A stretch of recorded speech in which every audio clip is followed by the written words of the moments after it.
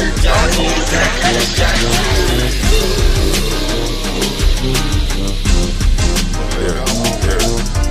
that you that say that's on TV?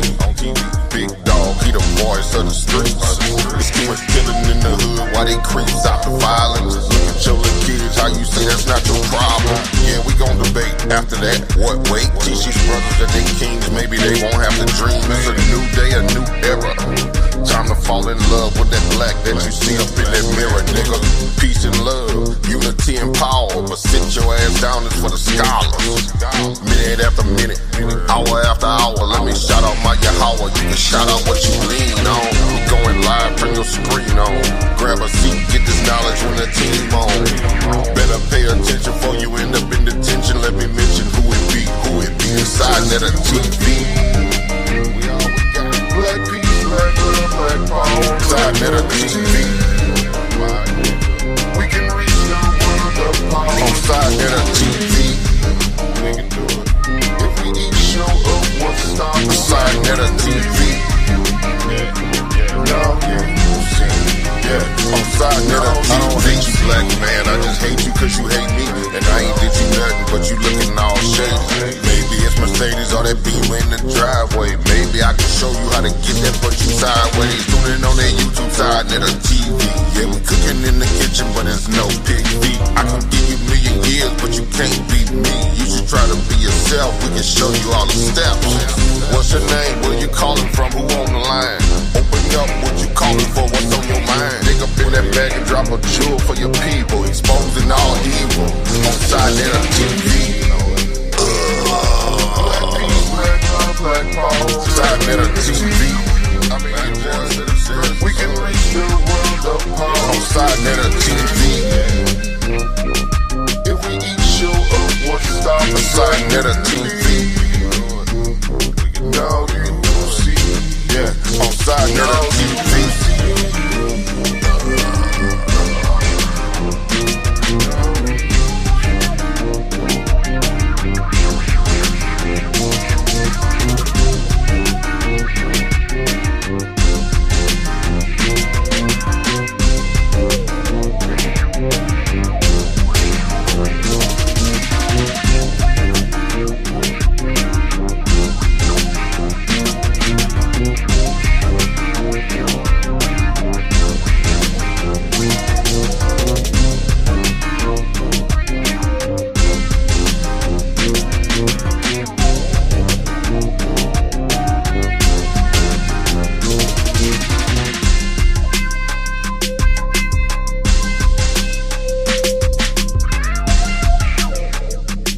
Champion due to all these people. Without any further ado, I bring to you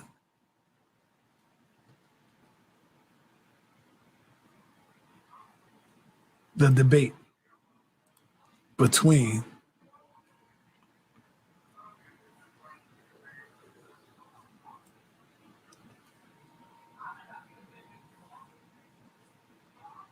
where's it at? Between Jabari and TopCat. How many of y'all saw that? A lot of people missed it. But not miss. Jabari, what's going on with you, brother? Peace. Shining one time, man. You just coming here to show and prove, man. I work, easy work. Oh man, you showing easy work. I mean, it's like you already not even showing no respect for your opponent. This is the biggest fight of your career on YouTube, brother. Well, it might seem that way, but after the night, y'all gonna see a different story. Yeah, it's gonna be a different story, huh? Yeah. I ain't heard people say Jabari gonna win. So all right, well, you already know he is considered the Floyd Mayweather of the conscious community, brother. Do you know that? Yeah, I'm up and coming hard here though, man. And yeah, man, it's time to sweep the broom and give real chief some room. That part. Oh man, all right, you coming in talking your talk. Well, anyway, brother Jabari, what's up with you, my brother? Are you ready for this? I told you, do not sleep on this young soldier right here, this young warrior. He puts in work. He gets busy. Are you ready for this, brother? Unmute yourself. Well, certainly I'm ready, family. I just want you to know that Brother Jabari has been really looking to talk more about some of what I will say is a confusion that we hear from folks in what is sometimes called the Abo community, the Aboriginal community, the Native Indian community, as Brother Big Chief calls it. I really do think that it is dangerous. I think that it's not based in history. I think it's not based in science. And respectfully, I think that my good brother Big Chief is going to have his hands full tonight, as he probably has to imagine that he does. Of course, on his channel, he was promoting this as a debate of the decade. So obviously, Okay. if he thought it was going to be light work, he would have introduced it that way. Let me also say one other thing to you, sa.neter. Folks, you're looking at this and saying, where is Jabari? Nah, ain't nobody saying that, brother. I'm gonna say where? I'm in Florida. Okay. I have some work to do in Florida, some lectures to do in Florida, but I would not miss this conversation for the world. Okay. So I'm here and ready. Let's get it. Do Dr. Anika know you out there in Florida? Of course she does. What you mean? Shout out to the doctor, Dr. Anika. Hey, you know, I got Captain in the chat room talking about he got smoked already. Cut that out, so he's telling me to cut it out. I'm going to just say, number one, TopCat is definitely a heavyweight contender. Hebrews, he is not a Hebrew. He is not a lightweight, and Jabari is about to find out. But because you are the champion, Jabari, Jabari, he went through damn near every Hebrew he faced. He cut him down to size. He took down Tazariak. Tazariak was a standing tall tree. He cut the trees. He cut Tazariak down and brought him down to his size. Tazariak started talking about penises. This was not a goddamn penis debate. You know, these guys are infatuated with the penis. But you know, it was not a penis debate. Jabari killed Captain Tazariak. It was a 3-round knockout. Captain is still my captain. He's my brother. He's my man. But you know, he beat everybody he faced. This is why he is the Floyd Mayweather. Now we're gonna move forward. Being that he is the champion, Legendary, you're gonna have to go first. We're gonna give you some time, like 3 minutes, to open up. This is an opening. Let us know what this is about, what you're about to do.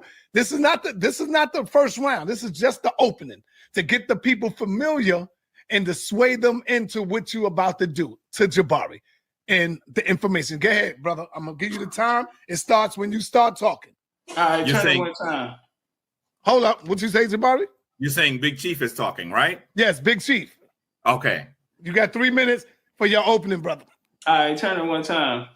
All right, man, I'm going to start out like this here, man. Our work easy work. What we come here to talk about today is the Pan-African. Now, Jabari opened up and he said that the Aboriginal indigenous community is dangerous. Well, it's the reason why he said that. Because up until now, they just been having their way. They've been having their way with colonization. The Pan-Africans have been, the truth of the matter is the Pan-Africans been running around here with the white man this whole time. They have turned the white man into the devil, made him our enemy, and the whole time they've been side by side with him through colonization. Today we will show and prove that the Pan-African is, in fact, a Christian organization and that they have been running with the white man the whole time. It's something real interesting that they want to take out of history. They want to take out the Black European. They'll tell us that the Moors ruled Europe for 700 years, and in 1492 they was kicked out, and then all of a sudden ain't no more black people in Europe. They like us to believe that the white man came and colonized Africa and the Caribbean when there's no white tribes in West Africa. Very, very interesting. The Pan-African movement has done absolutely nothing for the quote-unquote black community. They have done absolutely nothing but fed their pockets and their bellies and the bellies of their partnership with the white man. We were showing proof that Africana studies is created after colonization. It was created after colonization to tell the story of the victor. Now, we all know that the victor tells the story. Well, that's all the Pan-Africans have been doing, because all they have been doing is telling the story. They have yet to prove us anything. They use the white man's science to validate their place in America. They tell us about all of this Africans in America, all of this culture, this history. But the fact is, all of this is fairly new. Africans in America and this here. But like I said, it's the colonizer telling the story. I guarantee you tonight, Jabari come here to do story time. He's not gonna have any sources. He's not gonna be able to prove anything. And if he do, it's gonna be from the white man. I feel like it's gonna be a very, very simple and easy debate. And when we come out of this, we will see that the white man and the Pan-African have been the colonizer this entire time. Bars. Man, he's letting go 30 seconds of his time. He still got time. Also, we'll show and prove that the American Indian is the indigenous people here in America, and Jabari can't prove to us that the African was here. Big bars. Damn, man. He ain't playing no game. Bang, bang, bang, bang, bang. Brother Jabari, it is on you, my brother. You got 3 minutes in this opening argument here. Let the people know what it is you are here to prove, brother. Time will start when you start. Hey, everybody go on mute when you're not talking. Go ahead, brother Jabari. All right. Now, folks, I want to really be clear that what you heard from our dear brother, Big Chief, was basically a word salad. They almost weren't even sentences. I don't even know. Let's just start with the first thing he said that he was wrong. He said that I said the Aboriginal community is dangerous. That's not what I said. I said that the idea of the Aboriginal is dangerous. And I think that what we have to be clear about is that when a man is confused, a man can actually be used to work against his own interest. And I want to say that this idea that these black, dusky individuals that live in the New World are not those people of African descent, not those people who gave civilization to the world, not those people who gave DNA, their own blood to the world, and also not those people who were forced to create the Western world. When you do that, you become confused. And clearly, if you don't understand how confused our dear brother is, just recognize that he calls himself an American Indian. Native people are shying away from the word Indian as it is, because the reason why that folks got called Indians is because Christopher Columbus had no idea where he was. Native peoples didn't call themselves Indians. He thought he was in India. And Big Chief is so confused that he would like to use a word that has been completely repudiated. He said that I'm not going to be able to show you that Africans come from Africa. He's also said that Africans, there are no white tribes in South America. What does that even mean? I don't even know what that means. That doesn't make any sense. I hope you heard that didn't make any sense. That there were no African Europeans. What does that mean, there are no African Europeans? There are Africans all over the world. All over the world. And so we have to understand that when you come to this misunderstanding of who you are, there is no way for you to understand what you must do. Imagine if you woke up today and you had no remembrance of what you did yesterday. What would you do today? How would you move powerfully into your future? I'm going to say to you, brother, that this extremely ahistorical, unscientific, confused mishmash that you would like to place on our people must end. The African world must unite.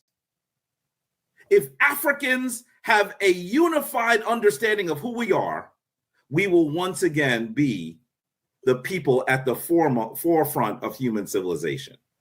And so I will end this confusion tonight. All right, beautiful, man. Bang, bang, bang, bang, bang. All right, if you got a PowerPoint, Legendary TopCat, it's your time to load that joint up. We're gonna give you 8 minutes. As you loading it up, I want to give my young brother out there in Chicago These brothers are trying to get on their promotional thing, and they doing big things out there in Chicago. They're not picking up guns. They out there doing the work, and they out there becoming an entrepreneur. And as my brother, Legendary TopCat, get ready and load up his ammunition, all right, I want to give y'all some powerful information from these young brothers. It's less than a minute. What's up, y'all? This Kenny coming at y'all with my brand new clothing line, True Legacy. Right now we got the tees and we got the hoodies. We got many different colors. Have more products coming real soon. Check us out at truelegacyclothing.com. Use the code the first people to come out and speak about. All right, let's walk. Hold up, let me do something. Let me know if you need me to stop your time. You want to know your whole ancestry tree, and you want to learn as much as you can where your grandma living. And I hate to say it because I don't ever want to see the day when Foxy got to go. But one day I'm going to be gone. You got to document the information I give you. And all this stuff in my head, I need to write it down. Here's the picture. I had to show. All right, so I just want to turn it off right there. That's my family teaching me the importance of genealogy and bloodline and understand who you are and where you come from, and don't let a Pan-African colonizer take that from you. All right, let's walk. They like to tell us that the white man did this, the white man did that. The fact of the matter is that the 13 colonies were founded by melanated people from Europe, royal bloodlines. Also, they never tell you in Africana studies about the free Negro slaves. They don't talk about the slaves in the colony, the plantation owners in the 13 colonies. They never tell us about the Black Confederates, the Black Ku Klux Klan. They never talk to us about these things. Where does this idea of this Afrocentric back to Africa mindset come from? This connection of Africa and Americas come from? Well, it comes out of Paul Cuffey. He was one of the first people to come out and speak about this here. Paul Cuffey, if you read his history, they try so hard to tell you that they're African. This is my thing. If these people are African, please tell us something African about them. Because when we go into their story, the only thing we find is European. Everything about them is European. So right here, man, they was over in Cuddy Hump. If we come right here to Peleg Slocum, this is the person that supposedly owned his imaginary father. We know nothing about his father. We have no records on him. But what we do have is Peleg Gall. This guy was a part of the Society of Friends, which was a Quaker organization, okay? So you have the white Quakers and you have the black Quakers. They walk. And so Paul Cuffey family was a part of this. They was high-ranking in the Society of Friends. Paul Cuffey went over to Sierra Leone, the first British colony. And guess what he do? He went over there. He didn't go start an African lodge. No, sir. He went and started the Society of Friends over there, a European organization. A European organization. And on top of that, they was in Dartmouth enslaving Indians. Okay, this is a slave-owning family. Pan-African. Pan-African. Let's talk about it. They tell us about George Washington, all the founding fathers, but they never told us that we had quote-unquote black founding fathers. I wonder why they don't teach us this in Pan-Africanism. James Ford, founding father of the United States of America. How in the hell you a founding father of the United States of America and you ain't no colonizer? Because ain't now one of them picked up a rifle, a bayonet, or anything and got blood on his hand from a white boy. And they try to come out here and give it to us in a revolutionary spirit. But these guys are pastors.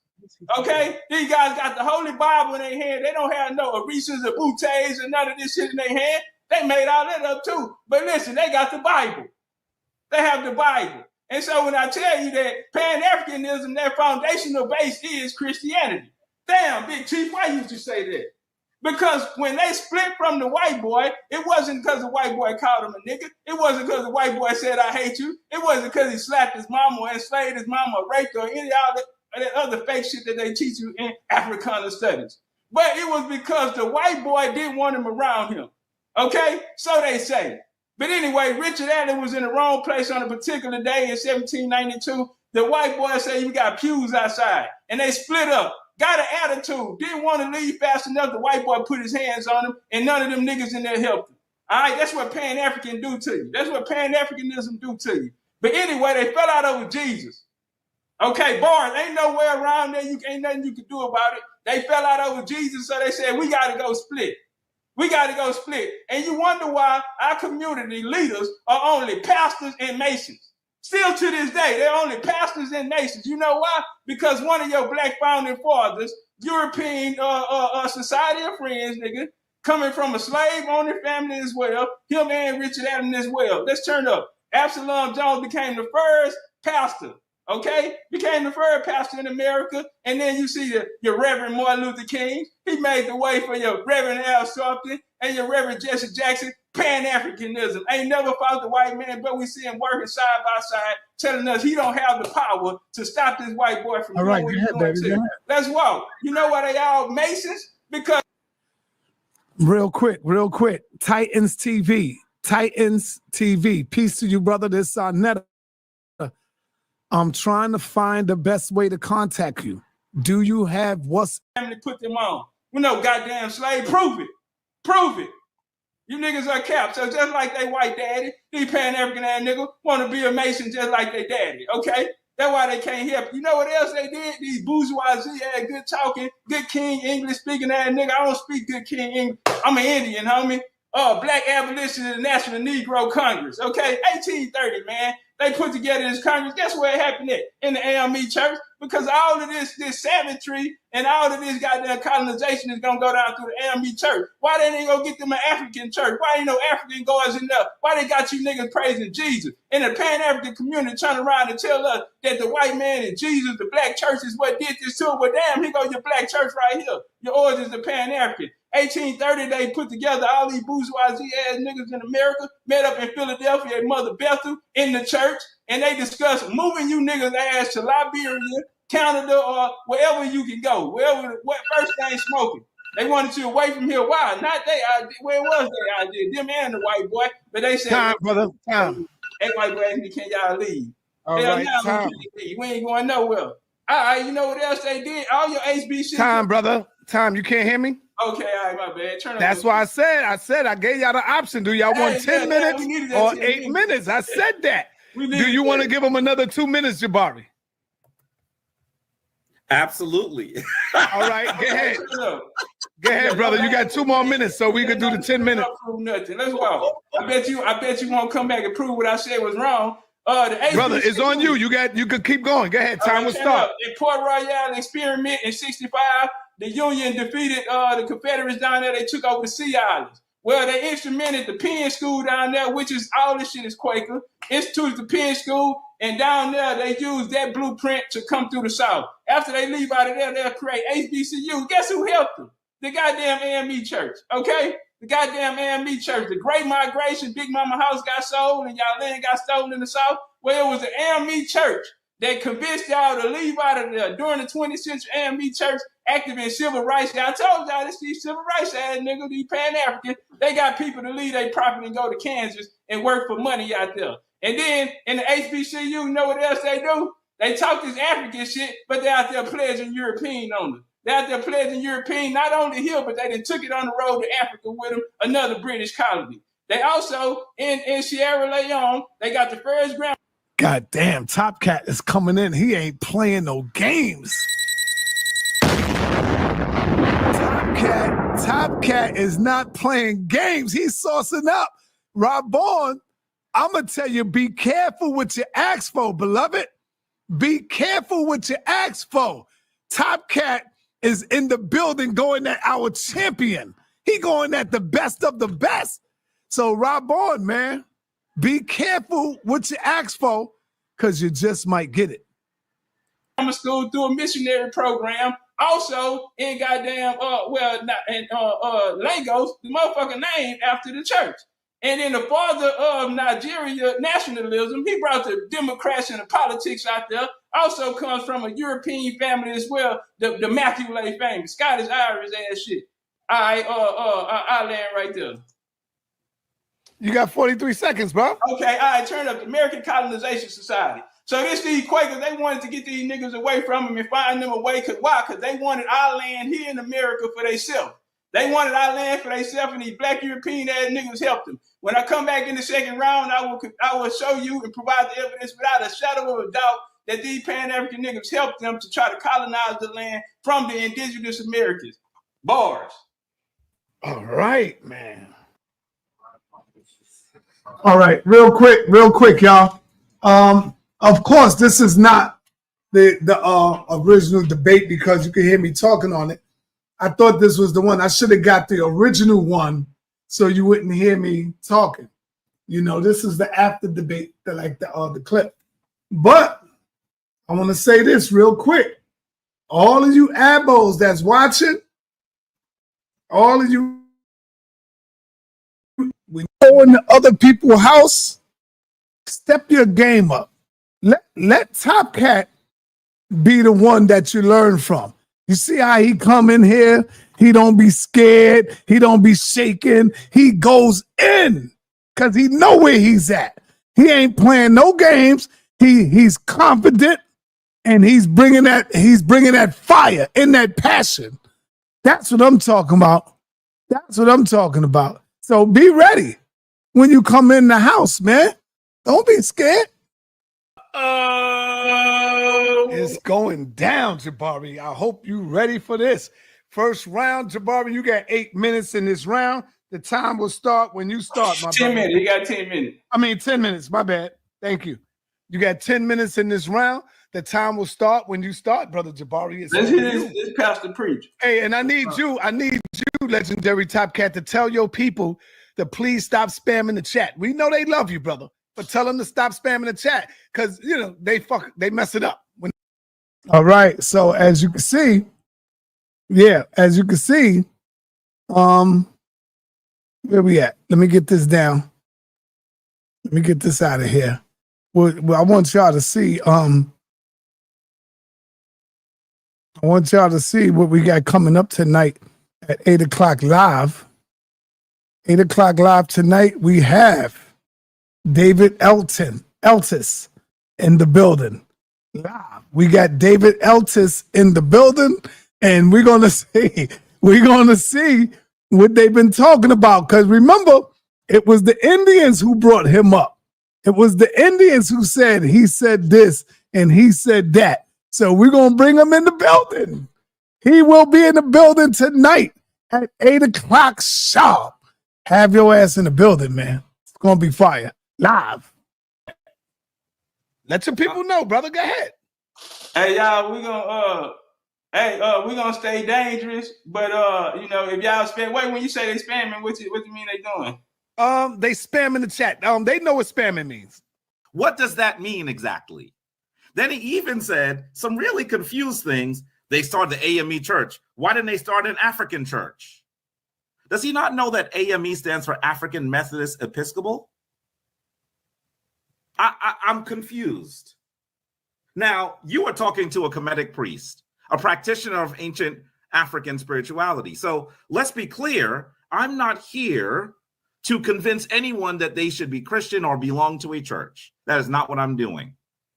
But I want to be clear that this brother was supposed to be talking to us about Pan-Africanism and about how we can prove that the dusky individuals who live in this land, let's call them black people, are natives. And I don't think he did any. I'm not sure what he did. Once again, this is a word salad. And it doesn't make sense. He says that 13 colonies were founded by melanated people. Source? He says that there was the Black KKK. Source? He shows us that there are some people of African descent that have Native American descent.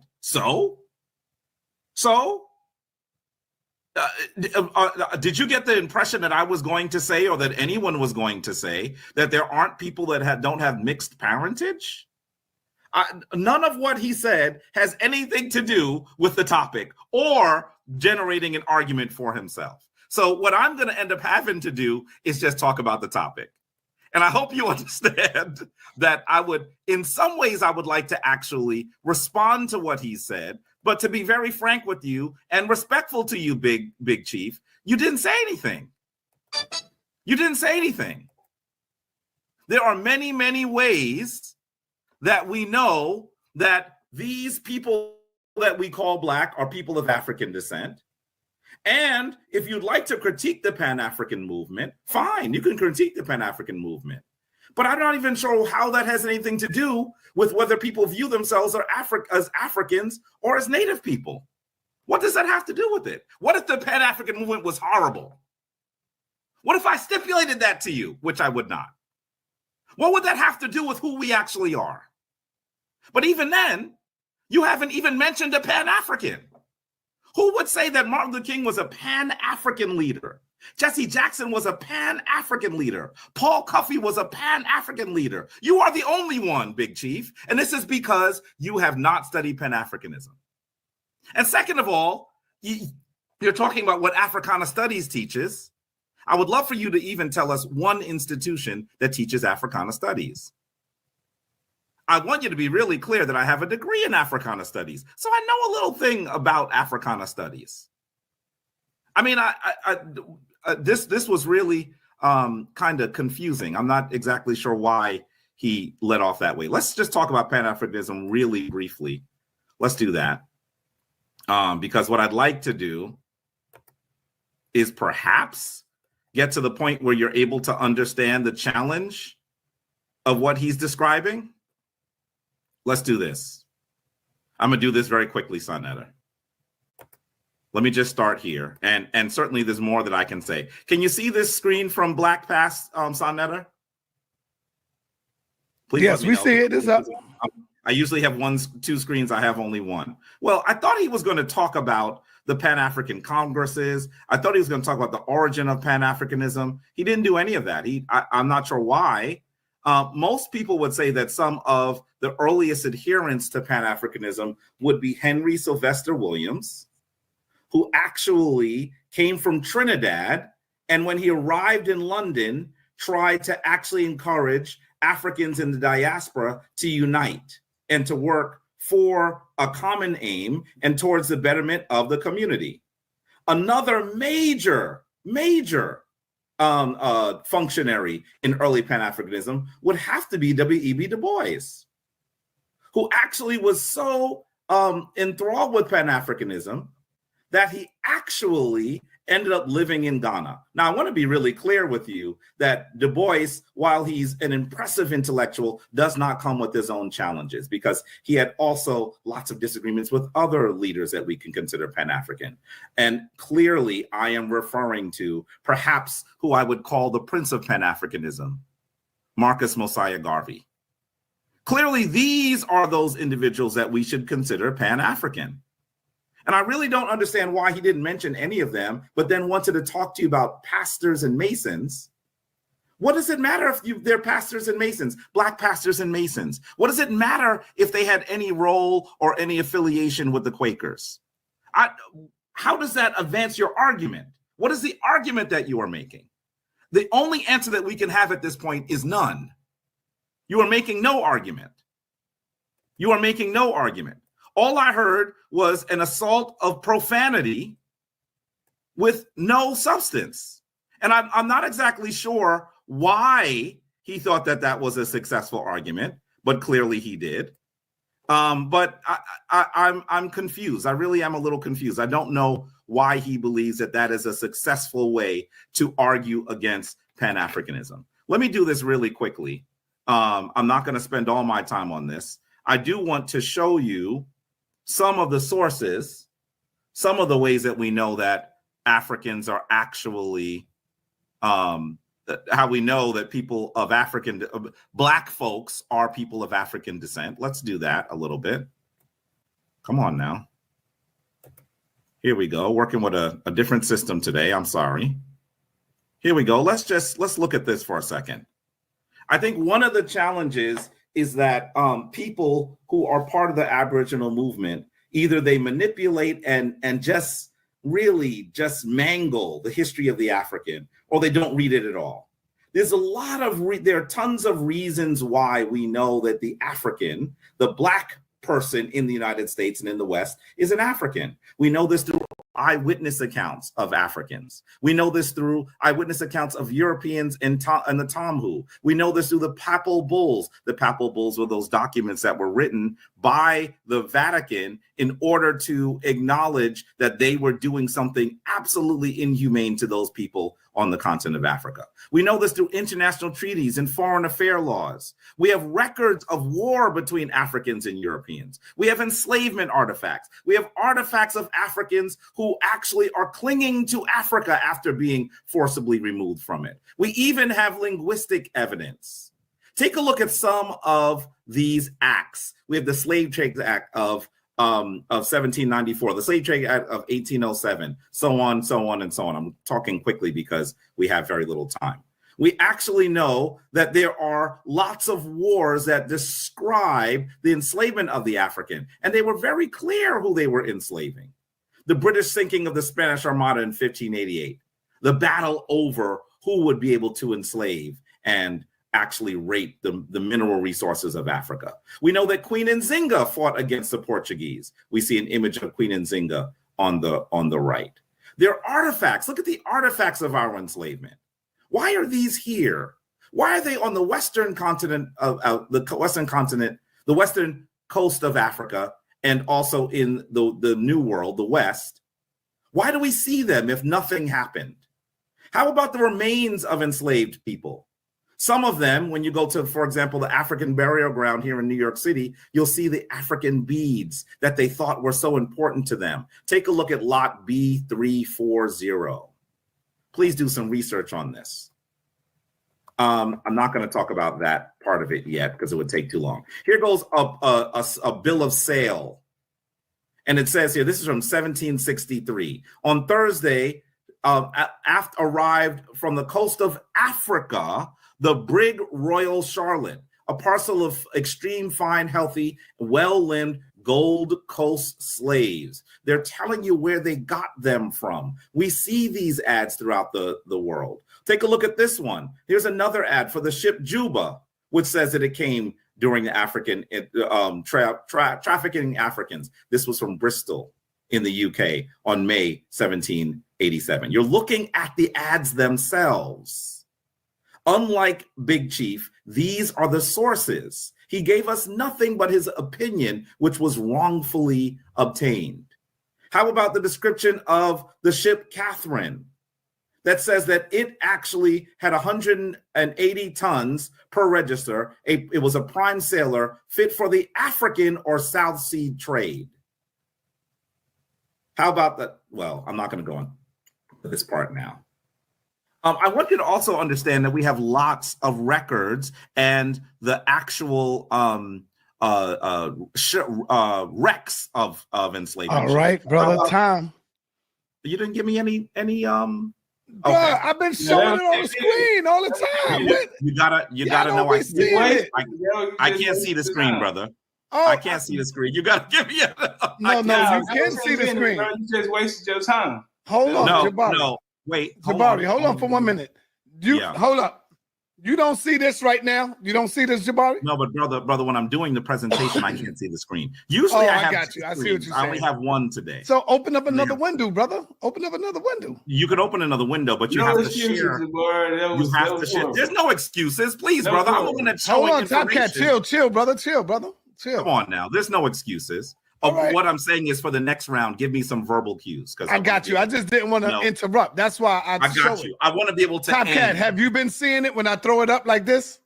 No, I ain't see it. Okay, so I will give both of y'all. While I was doing my presentation, I couldn't see it. But okay, so all right. Yeah. So I'll give y'all both verbal information when the time is going down. Normally I have two screens, but I'm in a hotel. I don't have my two screens. Right. So, okay, so brother TopCat, load up your ammunition. Second round is coming. 10 minutes will start when you're ready. And let me know, TopCat, if you need me to stop the time to get to something. Same with you, brother Jabari.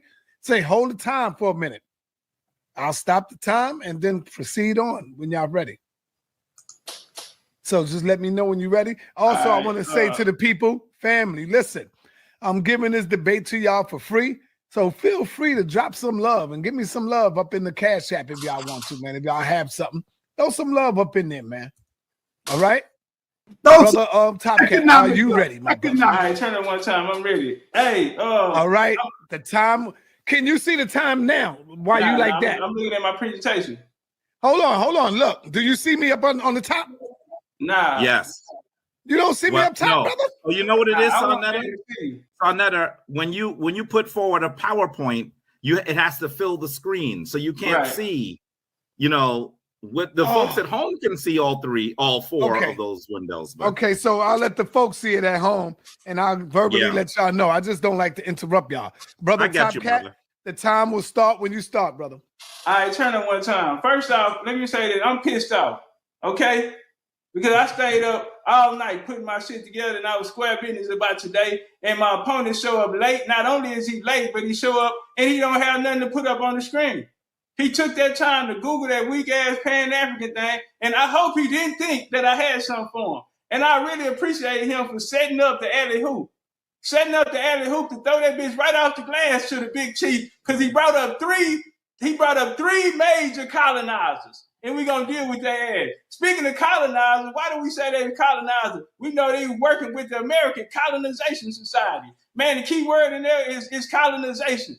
Whenever it's a company, if you walk into a goddamn building and if you walk into a business, they're letting you know what's going on in the building. So if you was working to the American Colonization Society company, guess what's going to be going on in that motherfucker? A whole lot of colonization. Let's walk. So American colonization was built by who? Quakers, made up of Quakers. Here this Quaker shit go. And like Paul Cuffey, they want to see niggas back to Africa. They had the Society of Friends in London. They had the Relief of the Poor Blacks. They ended up sending the Loyalists, who was mostly of American Indian and Scottish Irish descent, right? And that's the people who the Africans trying to get to take their place. But let's walk. Let's see now through here. All right, now let's deal with it. In 1787, the idea of colonization was not new. He said that Paul Cuffey had nothing to do with Pan-Africanism. Well, let's walk. Because this same back to Africa ass theory that he running around here trying to push, Paul Cuffey then was pushing it. Put some respect on that man's name. You come out of that weak ass presentation, at least respect the big Pan-Africans. All right, let's walk. He felt that black people living in America would never be treated as equal and would be better off elsewhere. Who that? Listen to this colonizer shit. He felt, no, that white boy told you to go get the niggas out of here. Now watch this here. James Forten, your other three founding fathers, James Forten, Richard Allen, and Absalom Jones. You always see these three colonizing ass niggas together when they got something to do with the white boy colonization. Well, anyway, they said they met up in Richard Allen church, in the black church, and they told niggas to go to Africa. And down here, Forten wrote Paul Cuffey and told him there wasn't a single soul that said they was gonna go. Ain't that a bitch? When nobody down with that. And so a part that they leave out is the missionary part. Now you have the now when they set up they set up Sierra Leone. After they set up Sierra Leone, you got the sister company come with Liberia, right? They went over there and colonized Liberia as well, colonizers. Now, who was instrumental in the funding of this was the Church Mission Society. So let's walk. This is Crowther, which they tell you that y'all come up with some of the weakest bedtime stories. But anyway, Crowder went out there. He was a part of this Nike expedition was to they wanted to goddamn find out the origins of the Nike River. And so when they got over, they had a language barrier. And so he was instrumental in helping create the Yoruba, the Igbo, and a lot of these syllabaries so they could create a Bible so they could go there and colonize you niggas ass. Comparing Africans ain't nothing but Christians. All right, that'll walk us into the Brussels conference. Now, when we get to the Brussels conference, they don't never like to talk about the Brussels conference, but this is coming from the source. The Brussels conference right here. I can drop that link for y'all. All right, now it say with the foundation of the 1788 African Association of London, right here in this book, they're gonna speak about using the blueprint of the African Association. And then we go into the Berlin conference where they carve up Africa into slices of pies. And here come these niggas, right? They always, this is when they start Africana studies after that, right? They always tell us about the goddamn Berlin conference and the scramble for Africa, right? And then here these niggas come. Here these Masonic ass niggas come. Sons and daughters of the colonizer. All of them family on the plantation somewhere in the goddamn island. But anyway, on the 24th September, Henry Sylvester Williams, ain't that nigga they brought up? They say the father of Pan-Africanism. Well, guess what he did? He was instrumental in founding the who? The African Association in response to the European partition of Africa that followed the Congress of Berlin. So they saying that it wouldn't be no Pan-African movement without the goddamn Berlin Scramble is what they telling us. These ain't never sons and daughters of colonizers coming to get their slice of the pie. How do we know that? What is the African Association? Let's go back to 1788 when they went over there and put 5 minutes. They also instituted the African Association. 5 minutes. You say what? 5 minutes. Go ahead, brother. All right. It was a African Association. They founded it. This was the association of promoting the discovery of the interior parts of Africa. They created African Association to go in and colonize Africa. And here these colonizing ass niggas show up with the same name. They used the African Association. They never went nowhere, family. Let's walk.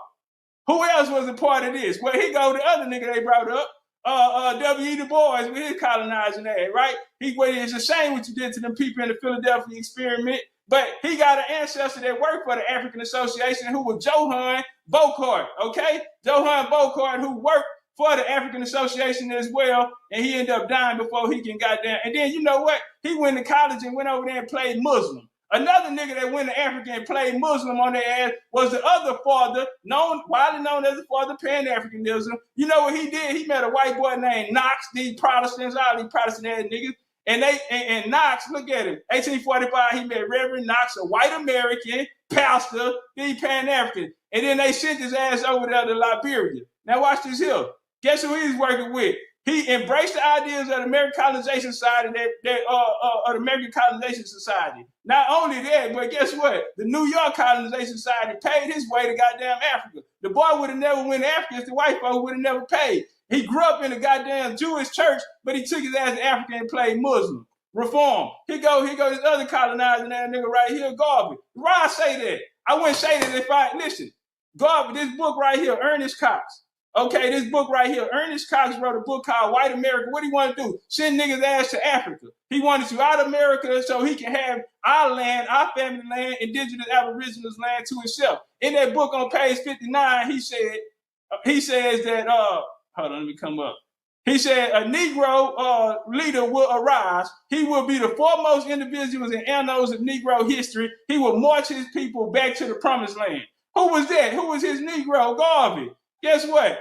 Garvey said, I regard the Klan and the Anglo-Saxon Club as far as the Negro is concerned, a better friend of the race. Again, I told y'all they've been working with this white boy the whole time. That's why they're trying to send your ass to Africa. Now, you come over here, Ernest Cox. This the nigga who paid him. He's a known racist white supremacist. And also they helped him fund that Black Star Line, which come from the European White Star Line. Look into colonization on that. Okay, here go another one of their white daddies right here. Listen, the white Jewish father of African studies dies. Jabari wouldn't sit here and had a degree in African studies if it weren't for this white boy right here. Put some respect on that white Pan-African. Y'all didn't know Pan-African was a white boy? He got pictures out there in Africa with all them white boys. He was the first one to come tell them that, hey, it's a connection between Africa and America. And the white boy said that. Boy, you ain't got nothing to do. Style our motherfucking business, white boy. The Pan-African let these white boys in. You know what? I had a slide, but I ain't gonna do it. I love John Henry Clark. I love him to death. I ain't gonna do it, Pops. I got you.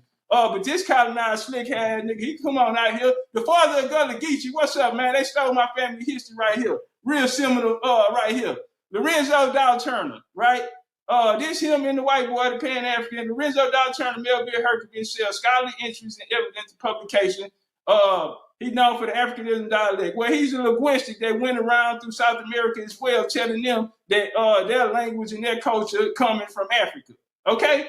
Colonizer. Let me say this here before we go into anything else, too. He want to come out here and talk about DNA. He wasted all that time, didn't tell us nothing. He don't tell us about the importance of bloodline. He don't tell us where he fit in this African story. 1 minute. Cool. I opened up and told y'all and showed y'all who my family was. He have yet to tell us anything about this miraculous ass African story. How do he tie in it? You didn't tell us nothing about no Africans stay focused as well, brother, and tell us, how do you fit in this African story if you want to prove that we Africans and not American Indian? Because my family, I just showed and proved that we were. You have yet to show and prove anything, and definitely not how you attach to this African story. The Pan-Africans and colonizer, Big Chief TopCat, I risked my second round, big bars. All right, my brother TopCat. That's what it is. Uh-oh. All right, my brother Jabari, you got 10 minutes. The time will start when you start. Let's get it in, brother Jabari. You got 10 minutes in this round. Load up your ammunition. I see it right there. It's up. Time will start when you start, brother. Unmute yourself. I'm not going to share quite yet. I want to say a few things. The problem that we're having is I think that Big Chief is not making an argument. He's not made an argument. He's told you that there's some individuals that might have worked with other white people who wanted to go back to Africa. But I'm not.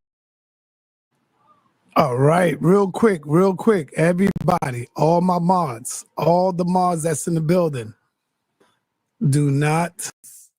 Even if your grandmother said you were a native Indian, are you supposing that the other 3/4 of your DNA was that too? Brother, you are telling a story that is more fallacious than Sleeping Beauty. This is ridiculous. Even if I would believe your grandmother that you are a Native American, that has nothing to do with the story.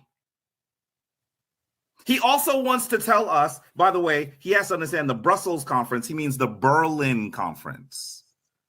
The Berlin conference.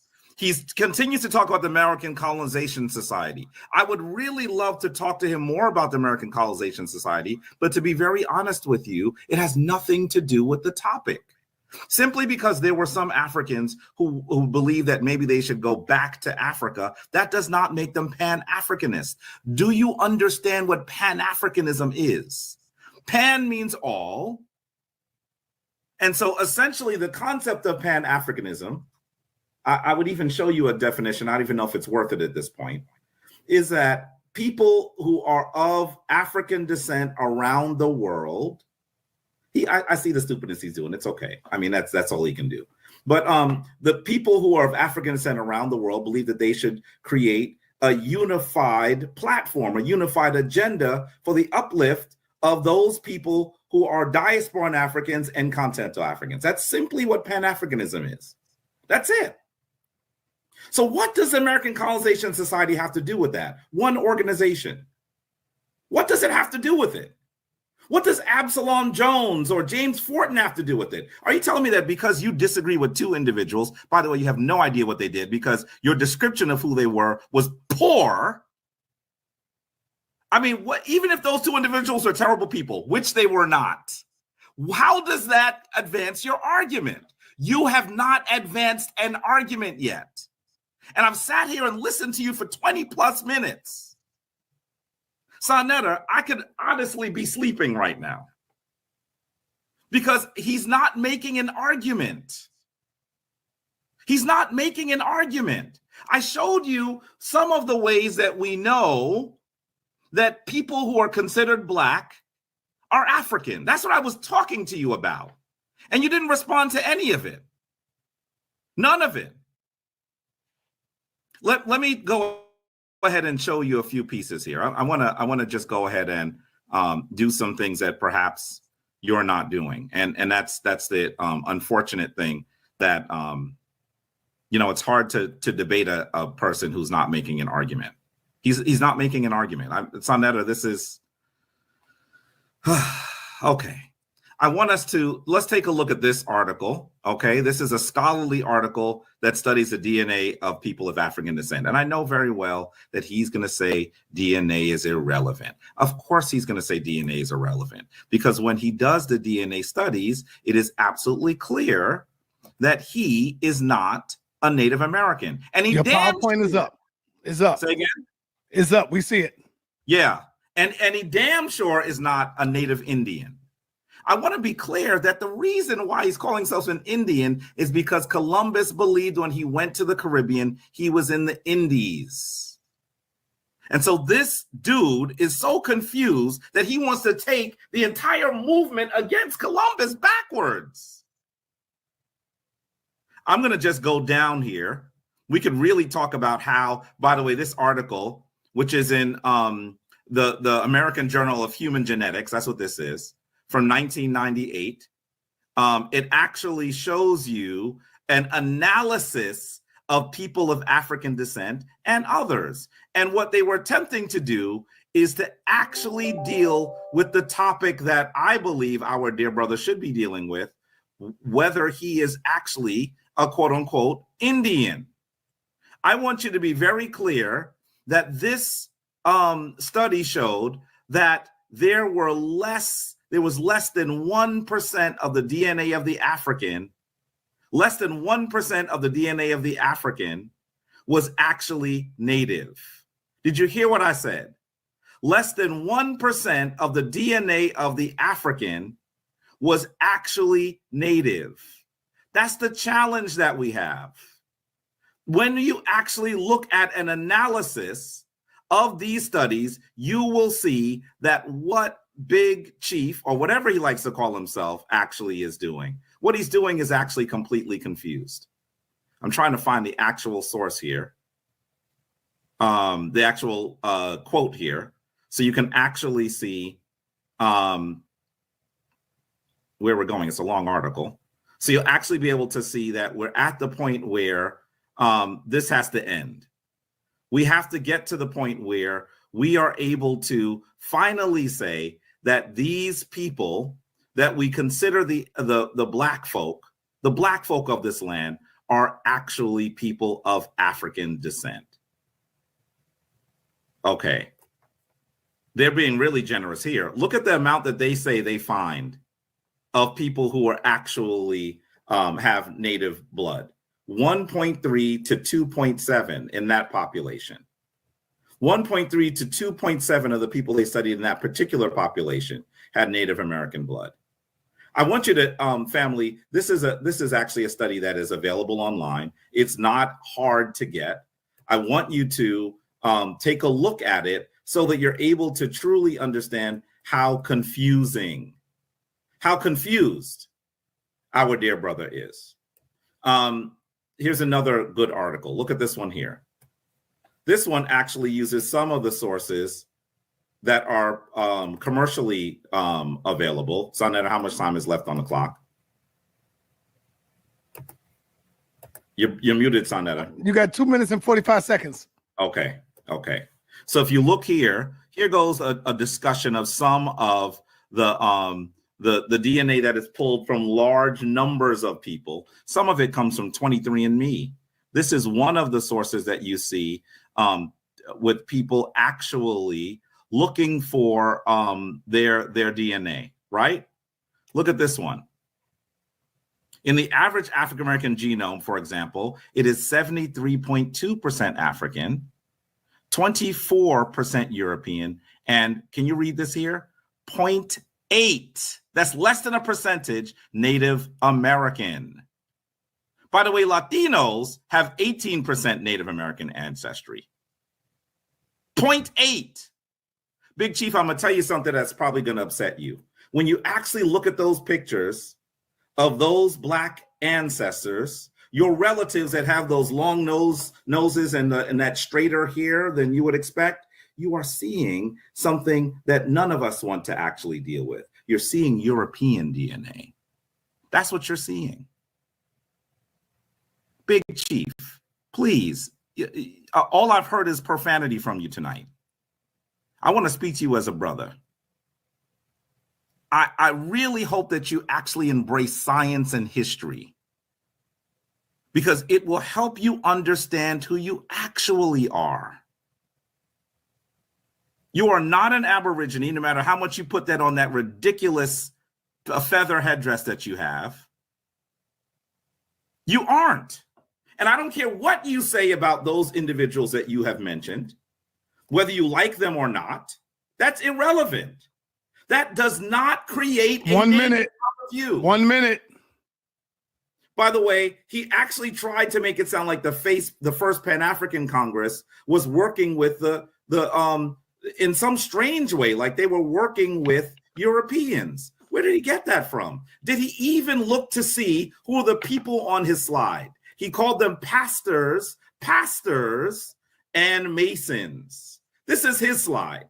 You know, one of the things that Jabari is going to do when you come against me is I'm going to impeach you with your own sources. Take a look at this. Is his slide. Don't you see? This is Haile Selassie, Leopold Senghor. These are African rulers here. Where are the pastors and the masons that you called them? Do you even know what you're looking at, dear brother? Please, make an argument. Because all that's left is foolishness and the ridiculous word salad that you have tortured our people with. All right, man. Uh-oh. Yo, I just got sidetracked. Is this the second round coming up? Third round. He down 2. Oh, this is the third round. Third round. Okay, Chief, it's on you. The time will start when you start, brother. This is the third and final round. Let's go. Man, I'm so pissed off. I thought I was coming out here to debate Jabari. I'm hearing all this, he this good, he this and that. This was y'all got me out here for? Really? Nothing. And then I came out here and steamrolled him. He don't even know what happened to him, right? He gonna have to go play this back in the morning. He woke up and he down 2 already. First off, see, only a colonizer will come to you and tell you who you are after you done told them who they were. They came out here and presented evidence. I didn't want to speak for myself. I got my family to speak for us. Okay, and told you the importance of it. My auntie's 63 years old. Her grandma took her out. We have land. We have land in Louisiana, Texas, also South Carolina. We have land in the land in Louisiana. They sent her out there in the we have burial grounds. Sent out there in the burial grounds. She had to jot all that down and came in and gave her a lesson. She's been holding on to that, and that's why she teach us the importance of this. And that way, can't nobody come tell you. See, I don't have to worry about what picture you pulled up of American Indian. I got Big Mama right here. Okay, I got Big Mama right here on my side. Okay, no, sir, Mr. Colonizer, no, thank you. He said he hope I believe in DNA. Why would I believe in DNA? And that's a tool that the colonizer used. That shit's so fake. Okay, where did that come from? The Royal Society. The Royal Society is the oldest. It's the oldest scientific institute here. And you know who it was credited? They got their charter in 1660 by King Charles II. Okay, it is the oldest. I turned up one time, what they say, Pan-Africans fake DNA. I was hoping you would come in here with that bullshit. Again, the African Association. Yeah, they created the African Association September the 24th. Where did they get it from? Well, the African Association changed its name, family. What did they change their name to? They changed their name to the Royal Geographical Society of London. Okay? This is the union of the African Association and the Royal How about you screenshot that since you want to screenshot shit? Screenshot that. And you know who worked for them? Charles Darwin. This is where your out of Africa theory gonna come out of. Okay? From these colonizers. Okay? And his son headed this program. His son was over this. He was the president of the Royal Geographical Society, and he also was over the British eugenics. Okay? And then in Pan-Africanism, they side by side with that white boy. Again, like I said, that African Association was the African Association, and later, here comes Sylvester Williams. Because y'all changed to the Royal Geographical Society, he come pick it up right after the Berlin Conference. And oh yeah, and I wasn't wrong. He talking about, I meant the Berlin, not the Brussels. Well, I thought he knew his history. Okay, because before the Berlin, it was the Brussels. And before that, it was the International African Association. Okay? And that was also by Leopold too. Get your bars up, man. I don't know who you thought you came here to play with tonight, but you ain't gonna preach your way out of this shit tonight. You finna get this work. You been getting this work, you down too. Okay, where did this come from? Who they want us to follow? Just like a Pan-African, they want us to follow the white folks. Okay, in 1987, now watch this shit here.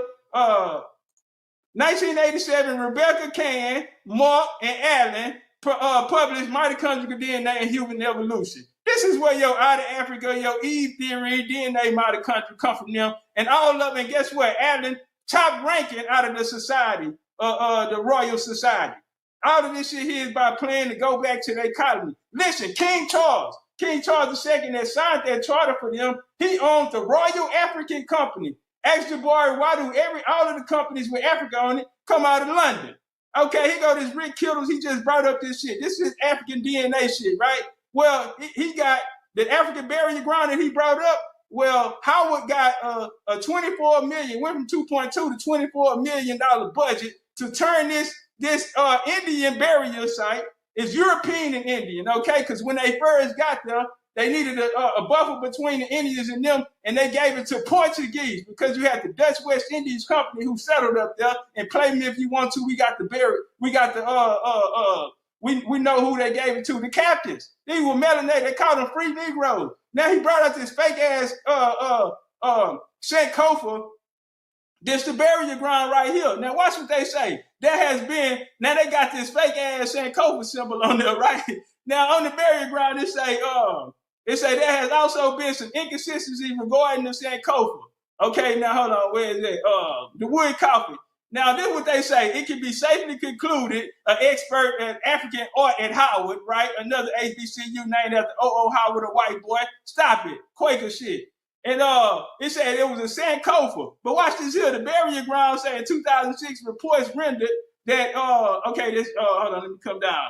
Dr. Seaman finds several problems with the Sankofa identification. He writes, there is no evidence that the clout even existed in the 18th century. Earliest surviving example of the Dinkra clout. And now come down here, they also chose the Michael Blason, scientific director of the African burial ground, oversee it. They also say that the burial ground, look right here, the burial ground say they are no longer saying that it is, they are no longer saying, okay, say, although Siri say African Project backed away from this. So the African burial ground backed away from saying it was Sankofa, okay? And they said, stating only that the design has been interpreted as a Sankofa.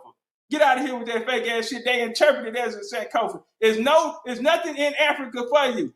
Jabari trying to take y'all back to Africa. These Pan-Africans been trying to get you away from your land and take you back to Africa to go there and do what? Because they don't have nothing for you. They don't have no plan for you. You're going to go there as cheap labor the same way they've been doing you here since they've been out of their Negro conventions. Let's listen to this Pan-African lady. Somebody asked the question, African Americans would like land to start their own country in Africa. Is that possible? Listen to what these Pan-Africans say and tell me, do they want you in their country? We're talking about one country, one continent, speaking with one voice. My hope is when the protocols are cleared and are inclusive of descendants of slaves, African Americans should be free to pick up and say where I want to live on the continent. Why would you want to be given land when me, the continental African, I'm not being given land? Now, the people ask them, can we get land if we come back out and give us all these wonderful, glorious ass stories telling us this our land, this our home, is this, that. Oh, y'all heard them popping that shit. But then we ask for some land. Can we have something when we go back? Oh, we ain't got nothing. Why would I give you land when I ain't got no land? And continental Africans ain't got no land. Well, damn, is we the redhead stepchild with the flu? Or is we really your brothers and sisters that shit y'all running around here selling? Hell nah, we dollar signs to y'all. Dollar signs, that's it. Doesn't make any sense. Let's be realistic here. And which president in their right mind will start giving land to African Americans and no land for the people within that? Y'all hear that? What president ain't right mind? But damn, y'all come tell us we your brother and sister, the year of return. You want us to spend money to come to your dungeon and shit that you ran with the British? It's insane. Acting like Africans didn't sell the slaves that left out of the motherfucker. Like y'all, if people in the diaspora are Africans, look how disrespectful. First they sell you off to the white man, and then when you want to come back, you gotta pay for it. They ain't got nothing for it. Why would I give you something? Listen to them, colonizer ass niggas. Picture a situation of an old lady in a village. Do you honestly think someone coming from the United States is more entitled to compensation in the form of land, or some have been asking for mineral concessions, and not the old lady in the village? Come on now, let's 2 minutes. 2 minutes. And ask for something. Let's be realistic. Let's not come up and go against the program. The program. What's the program, y'all? Colonization. You ain't even got your own mind, thoughts, and heart out there. They already got you set up for what they want you to do, and that's labor. It's calling all of us to speak with one voice and come home to our Africa. Now wanting to further divide yourself, you are feeding yourself into the same mentality from the colonizers from the slave master of divide and conquer. The slave master divide and conquer, but I got to come work for you. You don't want me to work for the slave master and the conqueror, but you want me to work for you. Africa has not put out, Pan-Africa has not put out a plan for us. They haven't done nothing for you. Look how long they've been around. They've been feeding you this back to Africa shit. They had the AME church on you. They brought you your Jesus. They brought you that's why all of your pastors, all of your leaders in our community is pastors and masons. Okay, it started from these people who said that you should leave America and go to Africa. Okay, that was the origins of the Pan-African movement. Started after the Scramble of Africa, became the African Association, which was to discover the interior parts of Africa. They went there to colonize it. Again, Jabari has not brought any sources tonight. Jabari has not told us how do he fit in as an African in this story. Haven't showed us nothing. Came here to preach, and he got his ass tore off the bone by legendary Big Chief TopCat. Don't ever disrespect the Aboriginal or Indigenous American Indian no more. Get that Pan-African colonizer shit out of here. What's wrong with them working with the white man? What's wrong with them being slave masters? What's wrong with them wanting you to come to Africa and do cheap labor how dare you come out here and ask to come here and be an African? So we got to go there and be second-class citizens is what you're telling us. This back to Africa movement that they've been kicking are Christians, and they've been working alongside the colonizer this whole time, and goddamn their ass been exposed tonight. Legendary Big Chief TopCat, that's my motherfucking time. Bars.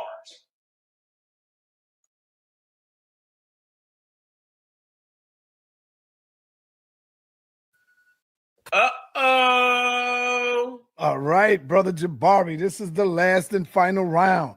Then we're going to get into some question and answers. Oh, man, TopCat ain't come to play, Jabari. TopCat ain't come to play.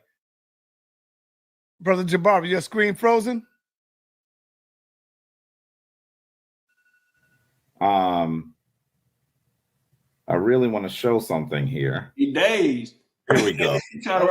Put your phone on mute. Put it on mute, brother. TopCat, you need to be quiet. I'm really surprised. Let me know when you're ready. I can start your time. Yeah, you can go ahead and start. Okay. I'm really surprised that someone who has not made an argument is acting like he actually has done something successful. Even if he believes that there's something wrong with the African colonization society, what does that have to do with this argument? How does that make him a Native American? How does he then discount? All of DNA research, all of the history, all of those individuals who are of critical importance in our community, who have done the work, done the study? And then he has the nerve. By the way, Big Chief, I'm going to tell you that you said that you're upset. You actually played someone that I know well. I know you don't know who you were playing. Her name is Ambassador Arikana. I will be meeting with her next week. You did not let her explain what she was talking about. You played her for a few seconds, and then you put your own commentary in. I work with Ambassador Arikana. Ambassador Arikana, Jabari Osaze, and Anika Daniels Osaze are going to be installed in the same ceremony on December 11th. I know her well. And so I'm not sure how you got so confused. Let me show you a few really quick things. First of all, sa.neter, I'm not at home. I wish I was, because one of the things that I would do, he seems to want me to prove my African lineage, and that's really bizarre. One of the challenges that he'll continue to have is that he's going to have to understand that when we talk about people of African descent and we look at DNA, he would like us to believe that DNA is ridiculous, but DNA is in fact a science that will help us understand and link ourselves to other people. So this is just one of the DNA services that Jabari has used. This is Ancestry.com. One of the reasons why I used Ancestry is because they can connect you to a large number of people who you may not know. And I want you to look at this over 300. I'm going to just scroll down really quickly because I also don't want to jeopardize their privacy. But when you go down there, you're going to see that there are over 400 people who actually are my relatives. And sa.neter, something interesting happened when I took the test. It came back and it said to me, this is your first to second cousin. This is Maria Ricardo. Maria Ricardo actually is my father's niece. I didn't know she did the test. She didn't know I did the test. Ancestry.com told me correctly, by the way, that Maria Ricardo is my first or second cousin. I want you to understand that this proves that DNA actually is a science that works. I'm not sure why he thinks it isn't. Well, I do know why he thinks it isn't. He thinks it isn't because he knows what, when he does his DNA, what it will find, and he does not want you to actually look at that. But the reality is, this brother is an African, a confused African, but an African. So I want you to see that if DNA was not correct, how did they tell me who my first and second cousin was? We didn't check with each other. I didn't know she did the test. She didn't know I did the test. And there are others that I have reached out to on that list. DNA is, in fact, a science. Now, I'm not saying it's a perfect science. There are things that we've learned about DNA and trying to connect people's lineages. And I think that some of the science is even better than it was earlier, but that's how science works. But the reality is that when we do DNA studies of people of African descent, we see that very little of their DNA is actually, very little of their DNA is actually native. I'm going to show you this paper again. Why? Because Big Cat, he says I didn't show you a source. In actuality, I showed you a bunch of sources. He just doesn't like the sources. This is a scholarly article, and I want you to see it again. The average African-American genome, for example, is 73.2% African, 24% European, and 0.8% Native American. 0.8% Native American. That's what you're seeing. You're seeing that when we do the science, we find that these confused Africans are just that, confused Africans. And he would like to actually speak ill of Africans who did important work, who tried to actually reconnect us to Africa by saying that they were Christian. I'm sorry, most Black people in the United States are Christian. This was a tradition that was given to us by our slaveholders. There are many of us who are finding our ways back into other traditions, but simply because they're Christian, especially during the time period that he's referring to, what does that mean? I bet you his grandmama was Christian, the same one that he's mentioning. What is he talking about? By the way, this is the truth. This is the truth about Africa. Let me show you this. I don't know if I know he doesn't know this, but take a look at this screen as well. He's saying that Africans cannot get free land. I don't know if he knows who he's talking to. Please look at this. This is the house that Anika and Jabari are building. It is a bit more further advanced than this. We're hoping that it will be done by the end of the year. But we put this house in Ghana, in the Cebu region, and we got what, sa.neter? Did we pay for the land? No. As diasporan Africans, we got the land. We did pay builders to build the house, but we got the land. He's saying that Africans, that folks are saying that you cannot get free land. Who told him that? Here goes even a description. Look at this. This is in the Washington Post. Recent article, by the way. Right? July 4th, 2020. Ghana to Black Americans, come home. We'll help you build a life here. I want you to recognize that Ghana and other African nations have been saying for a long time, if you return diasporan Africans, we will help you return. Look at this. The government has negotiated with local chiefs an earmark of 500 acres of land near the nation's center for newcomers, carving out enough space for about 1,500 families. I want you to understand that that number has increased. That if you actually return to the continent, you will actually be able to set your roots there. By the way, what if, for example, if people on the continent didn't want you to have your roots there? What if you had to fight with continental Africans for your birthright? What would that matter? That doesn't mean that you're not an African. That doesn't mean you're not an African. Even if continental Africans didn't want you to return, that doesn't change who you are. They don't get to erase your birthright. You are who you are, and you ain't who you ain't. I don't know. And you said a lot of things about me tonight, brother. This is my one jab. I want you to take the pigeon feathers off of your head and be clearer about who you are. Look at that messy headdress he got on, sa.neter. Come on now. And let's go further. He showed us something about Sankofa, saying that scholars were saying, well, maybe that symbol was not properly used. What does that symbol have to do with you being an African? Even if they said, well, maybe the symbol we saw was not a Sankofa. What does that have to do with you being an African? You are not making arguments. You're not making arguments. And I really think that what you have done, you said you stayed up all night. You should have been asleep. You should have been asleep. Because you've wasted your time, you've wasted my time, and you've wasted the audience's time. You've ignored all the sources I've showed. You haven't even addressed any of them. You said, well, some of these people he mentioned want to go back to Africa. So what? These people were Christians. So what? What does that have to do with anything? He's even tried to say I went to an HBCU. Anyone in the room knows I didn't.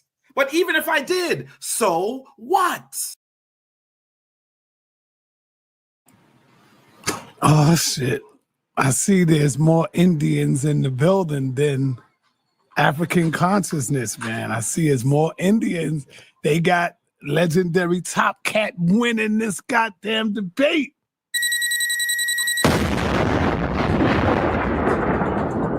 Oh, man. It's more Indians. Arrows is up, goddamn it. Arrows is up. Where my people at, man? Let's get it. Arguments. You're not putting forth a coherent argument. Profanity and words which don't fit together in the same sentence. So now we got to step up the opponents here. We have to, because the people deserve better. Take this dude's pigeon head wrap off and let's talk about some real stuff. Uh-oh. Oh, man. That was a flawless victory right there. 3-0. All right, hold on, TopCat. All right, man. Damn, man. It's going down. It's going down. It's going down. All right, so we are at the question and answer mark right now. I'm going to allow Brother Jabari to ask you 2 questions. I'm going to allow you, TopCat, to ask Jabari 2 questions. But before I allow y'all to ask each other questions, I got to come in with the first question. My question for you, Brother TopCat, how do you prove who you are? How do you prove that you are an American Indian without DNA? And the reason I'm asking you this is because if I was to go on all you guys' platform, you, the Hebrew Israelites, the Moors, and all these other people that say, oh, I don't use no DNA, I will guarantee you that I will see you using, not when I say you, I'm talking about the groups that I said. I will see you using DNA to get evidence on something or to do research, because he who does not do DNA, what kind of research or science that you bring into the people? You got to deal with DNA. If you calling yourself a historian, if you calling yourself a researcher, if you calling yourself to bring the information to the people, if you're not using DNA, how can we trust your information? So my question to you, my brother, is how do you prove that you are an African, that you are an Indian American How do you prove that without using DNA? All right, I'm gonna do like this here. Give me about 30 seconds. I had to go and prove my great grandparents who their parents were. So they made me go back 6 generations in order to clear the property in Louisiana. That's a long time. Yeah. So they kind of got mad because most Black people don't know. But since I had been studying this, and my grandmother made me do it since I was 17 years old, I do it. So they couldn't trick me on nothing. You see? Yeah. If they can trick you, that's how the white man steals. And that's how they have been able to steal. Because if they can trick you and say, it's a loophole right here, well, you can't prove that you know it's your great-grandfather, but where is the grandparent? And you still. Okay, brother. I'm gonna ask you again because I couldn't really hear that clear. So, how do you prove that you are an American Indian without DNA? How do you prove that? Yes, sir. All right, great question. Well, that was my aunt right there. She's 63 years old, and she was just explaining to the people how at the age of 17, on our land, she was explaining that she had to just turn the land over into this generation. Land been in our family almost 200 years. So she had to go through 6 generations to prove to the state of Louisiana. She had to go through 6 generations and prove, document after document, paperwork. I got pictures of the big box to prove who her family was in order for them to succeed to have a land cession to bring the land over to the next generation, or else they was gonna take it because they've been wanting this property for a long time. What happens is her grandma sent her out there in that grave site and had her jot down all of these people's names, her and her cousin at the age of 17. She's 63 today. And so we know who we are because the bodies are still there. On my mom's side, Cherokee Indian out of Central Texas right there. We still have our land there to this day. My grandpa was the first Black man to drive buses in Houston. My family is on the Alabama Casada reservation. My second great grandpa, Papa Charlie, fell down the well at the age of 49 and broke his neck. He was born and buried right there on the Alabama Casada tribe. On my grandma and daddy's side, because Jabari said we have more than one ancestors, and I wanted to go through my whole list because. But hold on, brother. You do know that that's not no proof, right? Everything that you just said, you do. Hold on. You do know that you have not proved anything. Everything you said was hearsay and and that said this and he said that. But brother, let me move on. I asked you the question. Let me go to you, Jabari. Oh man. When you hear brothers talk about Africans and say things like, well, you know, the Africans don't want us. Listen to what they say. They saying bad things about us over here. I do want to let you know, Jabari, that we do the same thing to them over there. If you listen to African Americans over here, we say the same bad stuff about them. So what I'm saying to you is both sides is confused. Both of us are lost. Both of us still suffer slavery syndrome. Both of us, we have been stripped of a knowledge of self. So talk to us, brother, about Africans. What do you think about brothers who talk bad about Africa? How does that make you feel when you see young brothers doing it too? And not only is they young brothers, but they got a following. TopCat got a following. The legendary TopCat got a following. I'm looking in the chat, and there's a lot of people that follow this good brother. How does that make you feel, brother? Honestly, sa.neter, it pains me.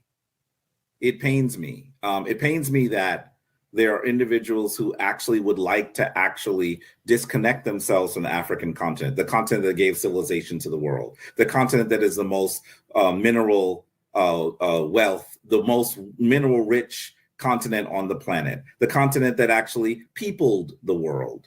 It really pains me when I hear people say that. And I get to the point where I have to actually acknowledge that I have traveled on the African continent for 20 years, over 20 years. I know that TopCat has probably never been to the continent of Africa, right? I've traveled to the continent for over 20 years. I have business partners on the African continent. I have friends. I have family on the African continent. And on December 11th, Jabari Osaze will be named a chief in the Cebu region of Ghana. I want you to be clear that one of the things we must do, sa.neter, is we have to get back into dialogue. Just as we were the victims of enslavement, so many on the continent were victims of colonialism. Like the video, thumb up the video. About who the diasporan African are. But whose responsibility is it to reclaim and to repair the actual fractures that have occurred in the family? We have to do that. And, we're going to have to go back further than 200 years. TopCat doesn't even realize, I'm coming to the end here. He doesn't even realize that the piece that he played doesn't even help his argument. He says that his aunt said that he had to go back 200 years. That would take you back to 1821. That would take you back to 1821. Are you listening to yourself? All right, hold on. That's enough. I got another powerful scholar in here in the chat. He go by the name of Ismail Bey. And Ismail Bey, I think Ismail Bey said something that's false. He said DNA cannot be used by law. Now, I don't know what he's talking about because that's all they use in the courtroom is DNA evidence. I don't understand what Ismail saying. Maybe he could call it in and explain more. So, Brother TopCat, I want to give you the floor, my brother.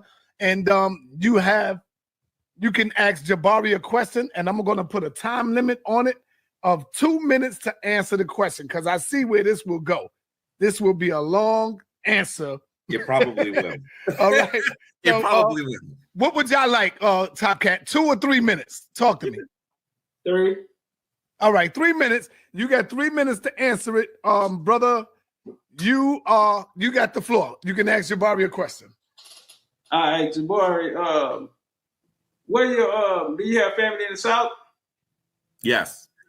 Do you mind me asking? What part? Do you mind? I have family that I'm not sure if I understand what you're asking. You're asking where they live in the South? Yes, sir. What part of the South are they from? Okay. I have family in South Carolina, North Carolina, Atlanta, Florida. I have family all over the South, actually. All right. And are they all African? The people that I call family. Do I start the time now or what, brother? Because you asking him, you're going to ask him a question. 2 questions too. They're African. Okay, I'm going to start the time now because you asking them a series of questions. Okay, it was like I said, I wanted to get to the question. Okay, go ahead. That's what I was wondering. Go ahead, brother. Go ahead. No, it's on you. Well, yes, they are. And I showed this before. I actually have just a screenshot of it. I wish I could show more. It's going to only take a second. I showed this before. I want you to recognize that. Are you seeing this screen, sa.neter? Not yet. Like the video. Thumb up the video. Okay. Jabari Osaze is an unusual person because I am actually able to trace myself back directly to the continent. We have a lot of... I see the screen. You see it, right? Yes. We have a lot of family that... I'm familiar with this. I'm asking... Yeah, well, let me finish. I don't know if the audience is. Yeah, but this not... As you look at this, you'll actually see that I can trace myself directly back to the continent of Africa. And I know that you think that we're just doing DNA. We're not. We're not just doing DNA. Here goes my father here. And here I am here. They misspelled my name, Gambo. It's Jabari Gamba Osaze, born March 25th, 1972. So what I want you to recognize is I am able to actually trace myself directly back to the continent of Africa. I know that there are a lot of folks that might not be able to do that, but I think that DNA is helpful as well. Okay. All right. So my question would be this here then. How important is bloodline in this conversation in Pan-Africanism? Or in just what you preach? All right, the time starts. Well, brother, when you say, he's asked me a lot of questions, by the way, son. No, this is a question. No, I wanted to try to get to know you, try to get a feel. When you say, so, I have no problem talking back and forth with you. I just hope he's going to give me as much time to talk to you as well. Brother say cool. Long time no see, man. Don't tell me they got you running and scared, brother. What's happening? No, I'm not running, sa.neter. We were supposed to do something. What happened? I know I'm trying to call you. I was just trying to get everything ready. I was studying, trying to finish up some courses at the college. Oh, okay. Yeah, then also I got a new job. I was trying to focus on it a little bit and all of those stuff. Yeah. What do you think about what you're hearing, man? Huh? What do you think about what you're listening to? It's just crazy, sa.neter. I don't know when people say there are two people who prove their identity through a book and through their grandmothers. That is the native people, the Aboriginals, and then the Hebrews. Whenever you call them to give an what we call objective truth, to be able to explain objectively what their origin is, they don't go to science, they don't give you archaeology, they don't give you any type of primary document. They just say, my grandmother told me, and the Bible say. When you see people like that, they are suffering from identity crisis, and they know it just that they are stuck and they are scary, and they have this issue of I don't know how to describe it, but people who have self-esteem problem, because they think that being African then means that you are poor, you are a loser. They have this type of derogatory image of Africa that they want to disassociate themselves with. And this is very pathetic. And I think we Black people need to understand that it is you who decide what Black is, not other people. You have to decide the meaning of Black, not what the Europeans say, not what other people say. So the day we decide to define ourselves, that's when we'll be okay. Everybody wants to be Indian. It's not just them. Even the Muslims, they want to be Arabs. There are Muslims on the continent. Not even, that's what I'm telling you. The issue is not just African American. Even on the continent of Africa, there are Black people who are Muslim and they want to trace themselves to Muhammad. Okay, they want to say Muhammad is their ancestor. They exist. There are a lot of them. Brother La, I hope you're listening, brother. Yeah. So the Sharif, if you hear anybody from West Africa, his last name is Sharif. They claim that they are related to Muhammad, and there is no DNA, there is no archaeology, there is no historical evidence. It's just all, fake science and all type of ideological movement. So I think it's the Jabari is trying to teach him, and he's not listening. So that's what we need to go to. We need to tell them, don't be scary. Being an African doesn't remove anything from you. It's just your identity. It's just somebody being Chinese. They can be American, they can be anything, but obviously they are Chinese. It doesn't reduce anything from you. You see, you can be Indian and be an American. That doesn't change anything. It doesn't mean India is the best country in the world. It just means that's where you're from. So do you believe that when you look at the African American here in America, is it possible that some of them have American DNA, American Indian DNA? Yes, I think that possibility exists because Jabari just break it down. If you take the majority of African Americans, all studies show that they have more European DNA in them than Native Americans because they were more attached to the European during slavery. So the raping went on and all of those things. So there is more European DNA in African American than the Native. But our people, they just need 1% of Native and they start running away with it. They just need 1% and they start saying they are natives. But they have 25% European, 20% European in them. Let me show you how much of a hypocrite Black people can be. Chris Corner says, Sa, why are you asking an African about us? He don't know nothing about this topic. Now, let me show you how much of a hypocrite you are. Because we talk about African topics all the time. That's like Sekou saying, Why are y'all over here talking about us? You don't know nothing about Africa. I'm from Africa. See how dumb you sound? It don't matter where you from, man. It matters what you got here and what you've been studying and what you've been researching. See how dumb that sounds? Come on, brother Chris, get it together. Just because you're not from here don't mean you can't talk about it. Then don't talk about Africa then. Don't ask no questions about Africa. See? Don't ask no questions about Israel because you don't live over there. You're not from Israel. See how stupid that sound, man? Go ahead, say cool. It is an academic topic that people can research.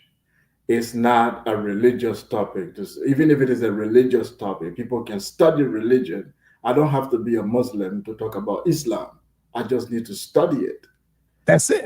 And study your culture and your history. Yeah. I don't need to be a Christian to be able to make a comment about the Bible. I can just study the Bible and I can be able to, all biblical scholars are not necessarily Christian. So to tell me that I'm an African, so therefore I cannot make a comment. What about Europeans who are experts of your history? Are they Black? So this makes no sense. There's no barrier of knowledge. I've studied this topic a long time, not just on sa.neter, and then also we read a lot of books. We know that this argument of identity crisis, it exists in Black people all over the world. It's not all over the world. All over the world. There is a reason people want to escape Blackness. They want to escape it. Because let me tell you, Blackness has no privilege with it in the white world. There is no privilege. Go and say cool. Okay? You don't walk to a restaurant in China and people start to respect you because you are Black. So we don't have that privilege. There is a stigma that has been put on us and everybody wants to escape that stigma. That's all that's happening. All these mental gymnastics is just avoiding Blackness. So to say I'm native, they think they can escape this group, this social location called Black people. They think by saying that they are Arab, then they can escape this social location called Black African people. So what we are trying to tell people is that you are what you are. It doesn't matter. This is where history put you. You can make it great. You can make it better. There is no such thing as Negro Indians or all this nonsense. The Black people of America are African descendants. That doesn't mean that they don't have a new identity today called American. They are Americans, of course, but their ancestral heritage is Africa. Right. It's very simple as that. Simple as that. Yeah, it's not complicated. We are not saying you are Nigerian. We are not saying you are Ghanaian. We are saying that your ancestors were those who were taken out of those empires that were on the continent of Africa before Nigeria was created, before Ghana was created. There were empires there. And those were the empire where people were stolen. That's where your ancestry came from. So I hear people say, if I go back, do I go back to Nigeria or South Africa? These countries did not exist when you were taken. These were recent creation. This country never existed until colonialism. So where you came from is the continent itself. That's what you need to know. Is the continent itself is where you were taken from. It is seen in your culture. It is seen even the English you speak in America. There are linguists who can find African dialect in your English. In Haiti, we are able to find Fulani and Mandingo words in Haitian French. We found it in the same thing with the Jamaican. You can find some Ghanaian words in Jamaican Padua. Hold up. Instead of asking the question in the chat, come on up on the stage. Yeah. Don't be no coward, man. Stop being punks, Black men. Come up, hit the link. You see the link and ask your question. Turn your camera on like a man and ask your question. Stop being a coward, a pussycat, hiding in the damn chat. Be a man and jump on. Go ahead, finish, Sekou. How does the voodoo survive in Haiti? How did the names of deity in Africa been found, Olodumare, in Brazil, in other places. Yoruba deities, still Shango, still been found in the Southern American hemisphere, in North America, among the worshippers. How did that happen? The spirituality of the ancestors in that area, how is it connected with the continent if there was nothing between them? But all of these things is the feeling to escape your Africanity. Yeah. This is not new. On the continent itself, we have people doing it. Have you found Ethiopian and Somalis who are saying that they are not black? Have you never met them? You meet some Somali people and some Ethiopian people who don't want to associate themselves with Black Africa, but their continent, their country is on the continent. This is how bad it is. There are Somali who say they are Arabs. There are Ethiopian who say they are from Israel, but their country is literally on the continent. So it's nothing new. It's a mental issue that has been going on with us. Identity crisis. Yeah. All right. Derek Ford, what up, man? You got a question, brother, or a statement? Unmute yourself, brother. Oh, my bad. Yeah, I unmuted myself. What's going on, sa.neter, man? All right. The program, you always bringing the truth and putting us on. And how you said, But hey, man, I just want to say, don't be naive that believe everybody that's. I hope people don't believe that everybody that's African American is from Africa. And it's a percentage of certain people that's here that is from Africa, but everybody that's dark-skinned, melanated people is not from Africa. Some people are indigenous. How you know this when you have records of. Are your ancestors from Africa? All right, come on, keep it a buck, man. I'm gonna say this right here, half and hold on. I'm finna tell you. You asked me a question, half and half. I'm gonna tell you why. On my mama's side, my uncle did some research, and they can trace their lineage back to plantation and what slave ships they came over from Africa. But on my father's side, they said they had a beef about a big thing. They said they never know nothing about Africa. Their ancestors ain't come from Africa. They was here since Christopher Columbus. So I know both sides of it, and that's what I'm telling you is facts. But the thing with the DNA it's a couple things that I noticed with the DNA. The Jewish people, by law, you can't do their DNA. So that's you know what I mean? Why not? And they got this one dude. I don't know why. I believe because their DNA is going to trace back to certain parts of Europe, not North. They made it illegal. Yeah, they made it illegal because they know their DNA is not going to trace back to North. After they found out about the southern, what's the African people down there in Hold up, Pop. I want to tell sa.neter something. And sa.neter, when you get off of here, I want you to do a favor.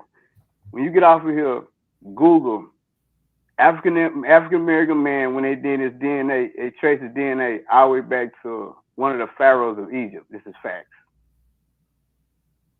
So I gave you something. Are you identifying as? Yeah. Are you identifying yourself as a Native Indian or what? American Indian? I'm identify myself. I'm gonna play semantics today. I'm identify myself as a black man. Okay. Okay, that's fair. I'm play semantics because I don't really want to just really get into outlet.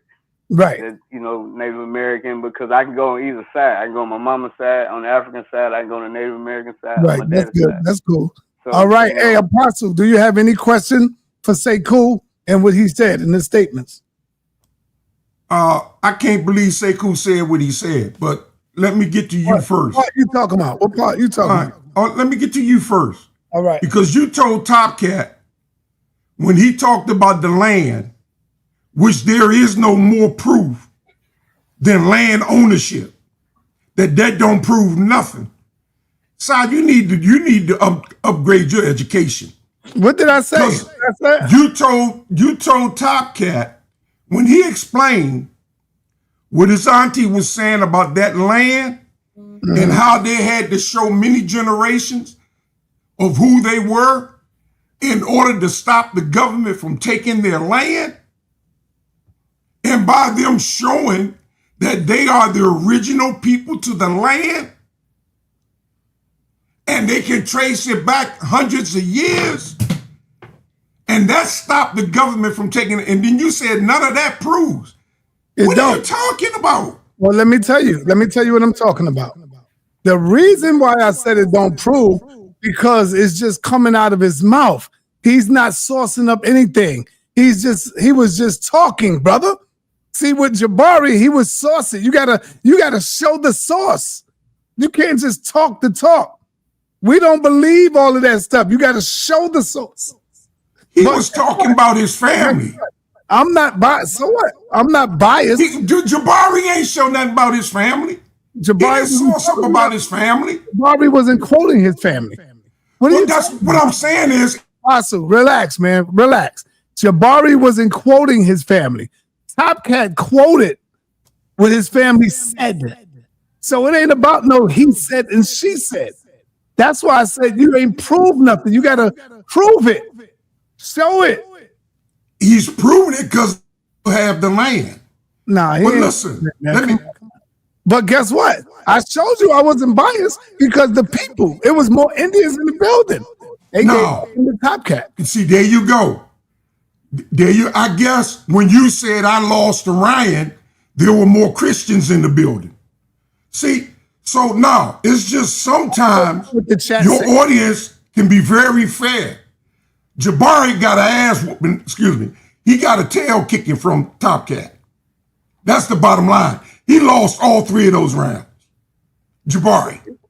Okay. So now let me get to Sekou. You gotta upgrade your knowledge, brother.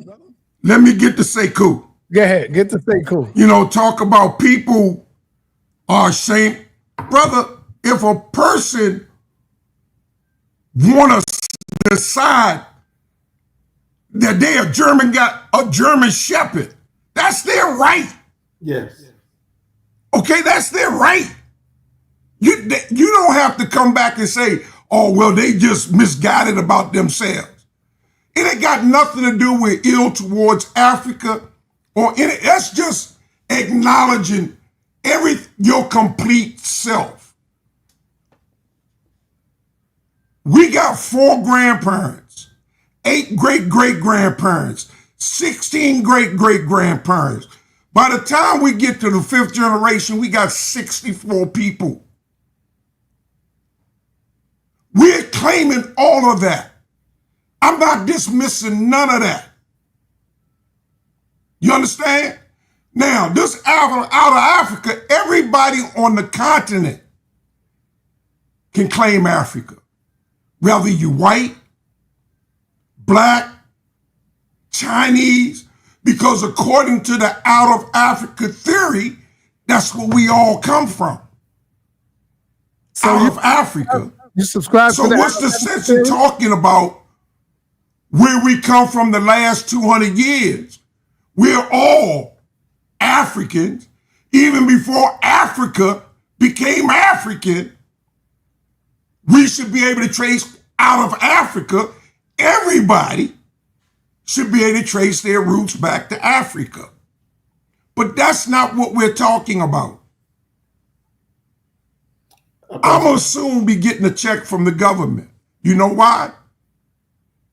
Because they stole land from my forefathers right there in South Carolina. That goes back to my grandmother. The start is that was the Indian side, right, of your family. Right. Oh, okay. It's been proven. So I'm going to start getting the Indian welfare check. Okay. Then the government is acknowledging who I am. You think I'm concerned about you and what you say about me?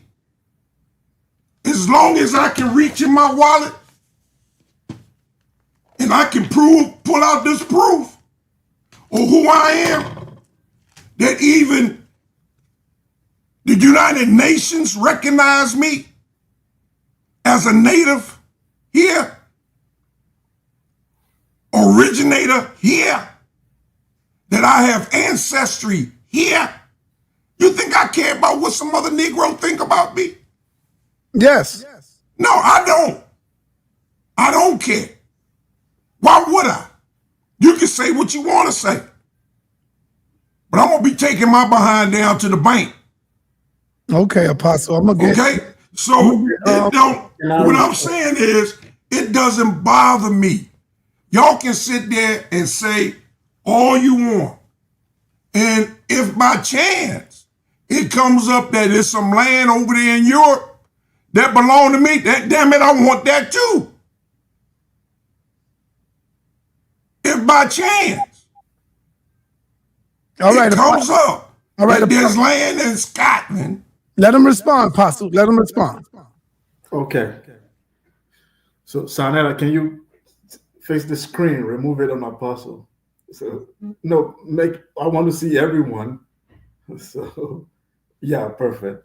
So, Apostle said two things. The first one, he said, if someone wants to call themselves anything, we have to accept it.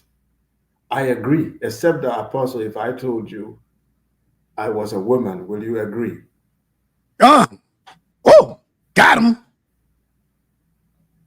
Would you accept it, Apostle? Will you accept it? I have no reason. But what can I do?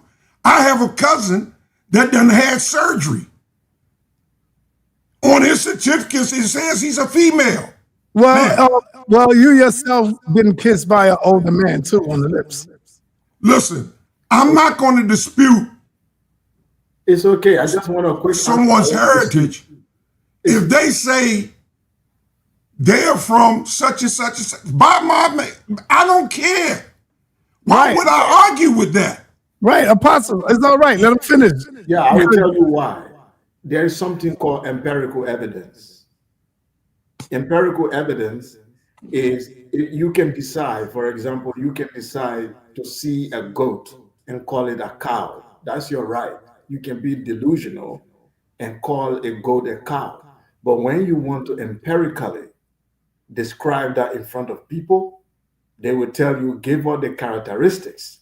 And now when you want to give all the characteristics of what you are describing, they will tell you that's not what it is. So what we are discussing here is empirical evidence. Your belief is inconsequential when it comes to empirical evidence. You have a belief that you are Chinese or you are Hebrew or whatever, but when the empirical evidence does not add up, your grandmother say it's not an empirical evidence. Your grandfather told you it's not admissible in any scientific argument to say my grandmother say. Have you ever heard anybody make an argument in a university, write a paper and say my grandmother say that's an evidence? Wake them up.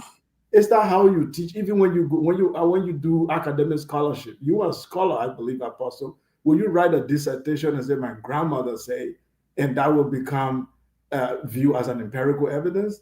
No, it's not empirical evidence. It's a belief. Now you said you have Indian ancestry and the government is giving you a paycheck. Having an ancestry of Indian heritage still does not mean you are not African. African marry Chinese, African marry Indians, African marry all. You know how many African presidents are married to European women right now? Those children will have European ancestry, but will they say they deny their African root? No. So Barack Obama was your president. His father is from Kenya. His mom was a white woman. Yeah, he's totally different because he's not a Negro. No, I'm coming. He's totally different.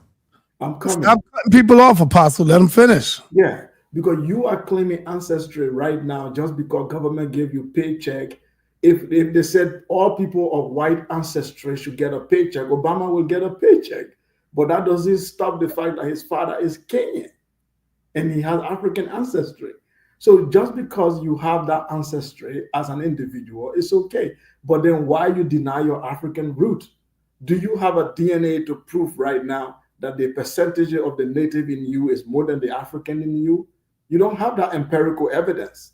So the government administrative decisions and political decisions is not admissible in a scientific debate or sociological debate. The question we are asking you, what is the empirical evidence that you can prove? Then when we talk about empirical evidence, we are talking about language, we are speaking of archaeology, we are speaking of all those scientific disciplines that you can bring on board to prove your origin. If I want to prove my Africanity is very simple. I will prove it with my language. I will prove it with my DNA. I will prove it with my everything that I have to put on the table. I will put it. I will not just wake up and say there's one Irish DNA in me, so I'm Irish. This is not the way people who are serious do things. So I'm asking you, Apostle, empirical evidence is different from belief. You can call yourself whatever you want, but does the empirical evidence add up? That's all. Yeah, let me respond to that real quick and then I'm done. There's no empirical, first of all, outside of showing blood relations to individuals, anything else dealing with DNA is entertainment. They'll tell you that. Outside of showing relatives, true. It says on my DNA, it says I'm 12% Guyanese. I'm 8% Benin Togo. I'm 22% Sierra Leone. Okay? It says I'm 22% Scottish. It says, and it goes on down in that same fashion. But there's nothing singling me out. The highest two is Portuguese and Sierra Leone are the highest two connections to my DNA. Everything else is 8%, 10%. Native American is 3%.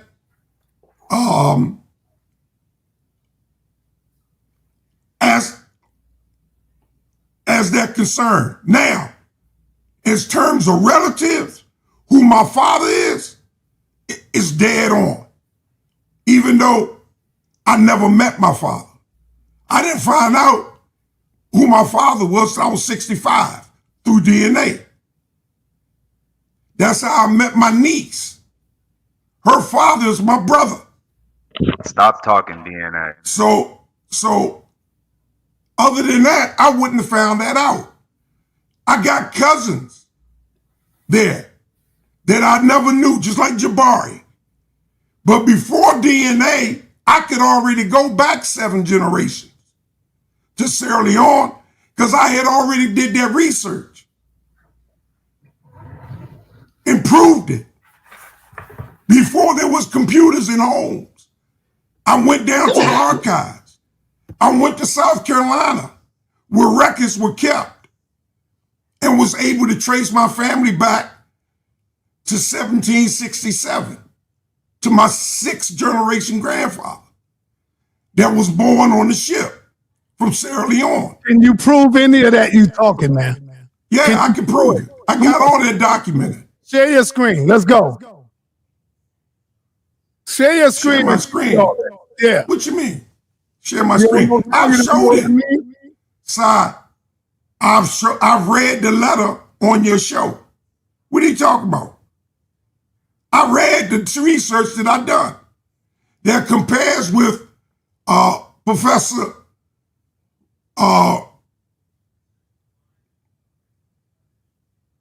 from University of Gainesville, who wrote the book Hands Across America, talking about the Gita, the Geechee, and the Sierra Leone connection across the Atlantic Ocean. What are you talking about? Yeah. Now you don't know what I'm talking about? Apostle, what I said I've already read that. I've done that research. What you just said. Huh? What you just said, you said the Sierra Leone is 22% and the Togo is how many? Togo was 12%. Okay. Benin Togo was 12. You add Togo. Yo, are y'all? Is anybody aware? Say what? Is anybody aware that 23andMe has the probability you are 3% on native. their website? 3% native. So you are 3% native. So you consider yourself Sierra Leonean? Only person I can claim as my native is my great grandmother, and DNA said that. The DNA ancestry says she was a Cherokee, full-blooded. My mother's grandmother. The DNA's ancestry. Can you says show that about her? She had to register in 1884 Can you show as being one of the 5 civilized tribes in America, which is Cherokee and Creek. Can you show it? Can you show that, Apostle? I done showed it, Si. I'm not going to keep doing it. Show it again. Pull up your archives. It's in there. No, show it again. I'm not doing that, Si. I bet you're not. I done did it. Okay, I'm not going to keep doing that over and over every time. All right, Apostle. I heard you, man. Let me get Wild Los Angeles in the building. Thank you, brother. I just wanted to and show everybody this, because this is from customercare.23andme.com, since everybody think that these like percentages and stuff is so important.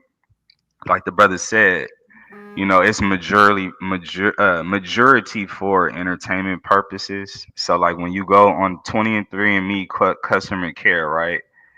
23andMeCustomerCare.com, it tells you right here, our simulations have concluded that we can confidently detect related individuals if they have at least one continuous region of matching SNPs. Hold on, let me finish this for y'all. So when you read this, it goes down to probability of detecting, okay? Cousins relationship, first cousin and closer. So first cousin and mama and daddy is 99% accurate, right? When you get to your second cousin, is 99%. When you get to your third cousin, it drops down to 90%. When you go past your third cousin, it drops down to here, so you can see this, 45%. Fifth cousin, 15%. If you take any test and you score 50% on a test, you failed it. So basically, after your third cousin is 45% accuracy. That's the probability of detecting that this person is actually from your family. They're telling you that after your third cousin, it's all made up. So we can just stop with DNA. They literally tell you on the customer care page, after your third cousin, everything is made up. That's not okay. what So okay, I just read from the customer care page, and then you can go and pull up any representative from these companies, and they'll tell you what they're able to achieve scientifically with the science and that we have out there. You can't change these numbers. They're putting these numbers on here for legal purposes, so that they don't get sued. So the best way to go about finding the best way to go about finding the best way. Okay, I could get to that. So I'm a Mississippian. Okay, the correct terminology for Black people in North America, Blacks from North America, is Mississippians. The archaeological terminology. Okay, so not Aboriginal American, not Indigenous American. We're talking about Mississippians, and Mississippians are Cherokees, Choctaws, Chickasaws, Pamunkey, Senecas. The up northeast is the whole North America. Mystigo. Do you have any African blood in you think, or no?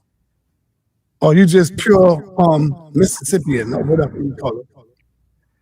Okay, so let me address that, but let me first say something about the DNA that we were talking about. The best way to find out your ancestry is not by spitting in a tube and sending it to some company. The best way to find out who you are is to go into the county records and do your genealogy. Okay, I'm sure everybody's heard somebody from these communities. Go into the actual court records, marriage licenses, death certificates, birth certificates. All of these different things is where you find out what family members are connected to you.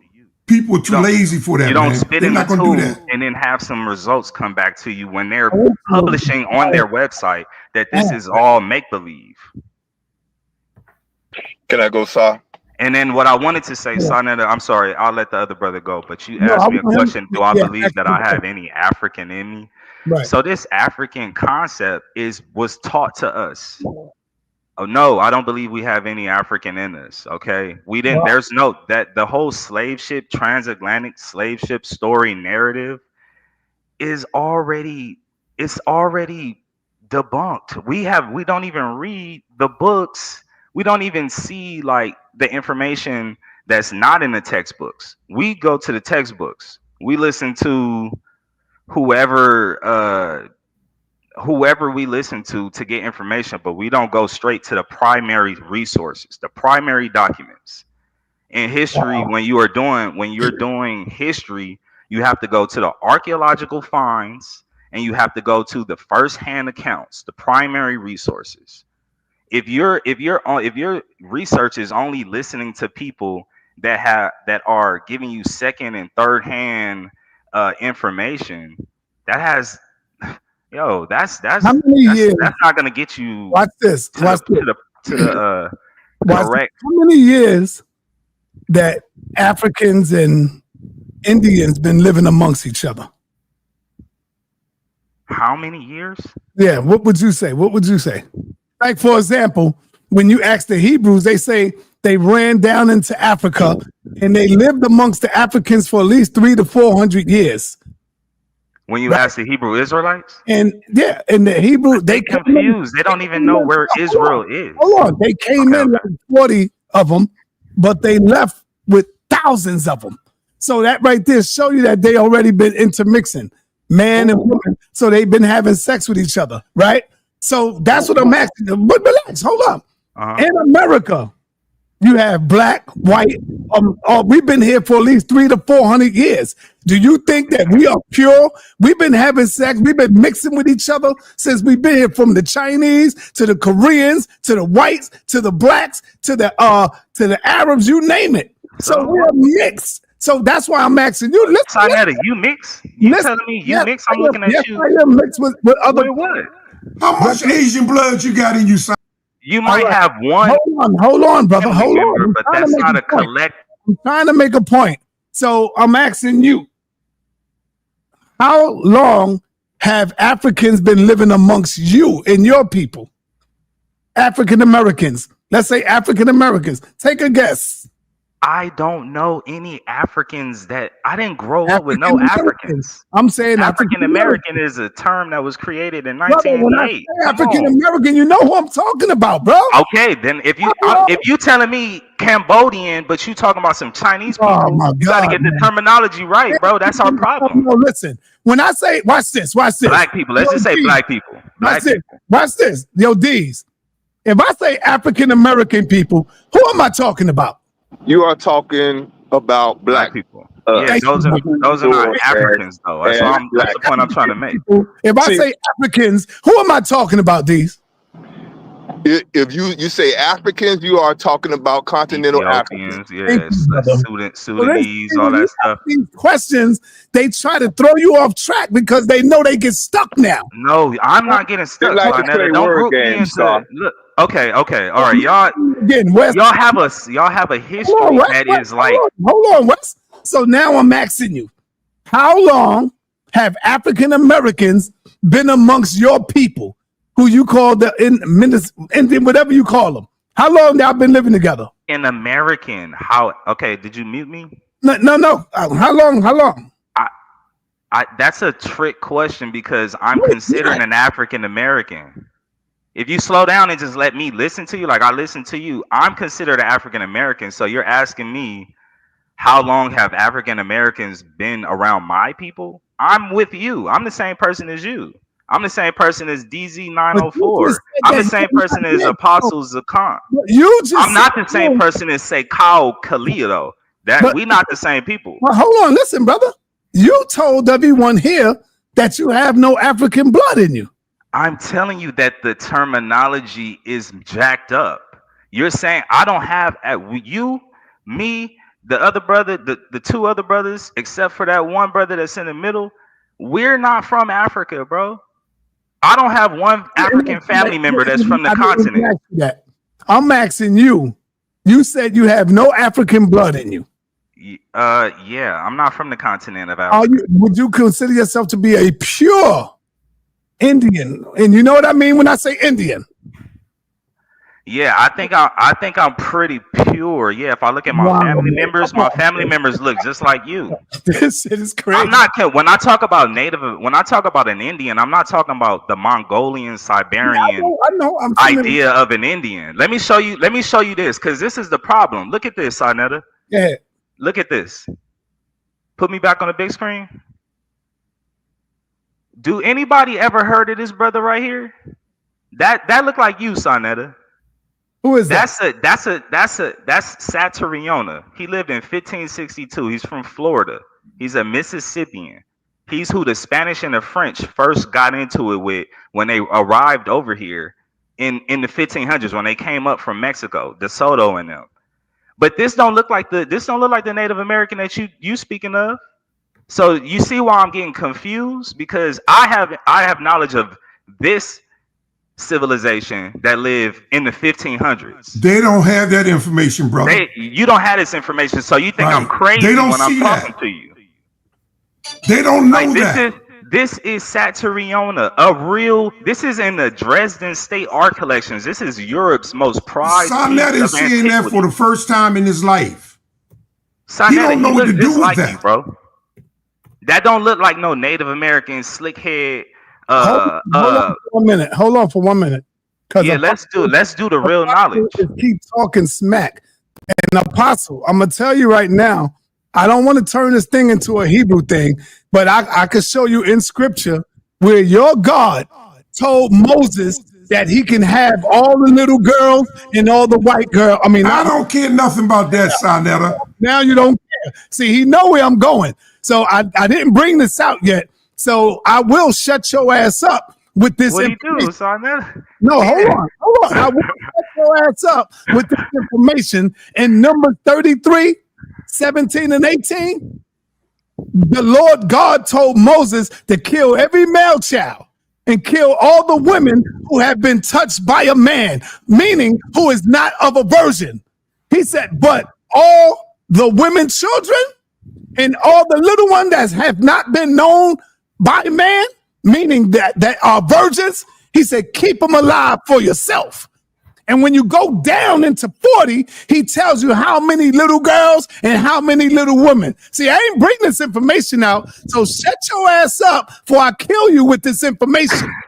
Your God is telling Moses that he can have all the little girls and the women for himself. And what Moses did was took the girls and start giving them to his tribe, giving them to his people. Now go and read Numbers and shut your butt up. Let's get back on the history. Let's get back on it. Let me respond to Wild West. Go ahead. Respond to Wild West. Go ahead. Yo, what's up? sa.neter, I know I want to see everyone. Yeah, thank you. Wild West comes here with I don't know, he said some type of customer service DNA data. What is the name of the company where you got that data from that said 23andMe, my good brother. Yeah, wait, is it a scientific journal?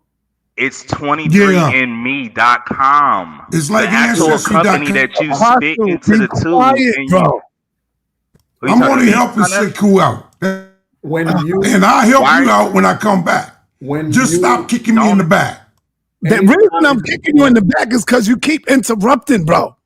I didn't interrupt nobody.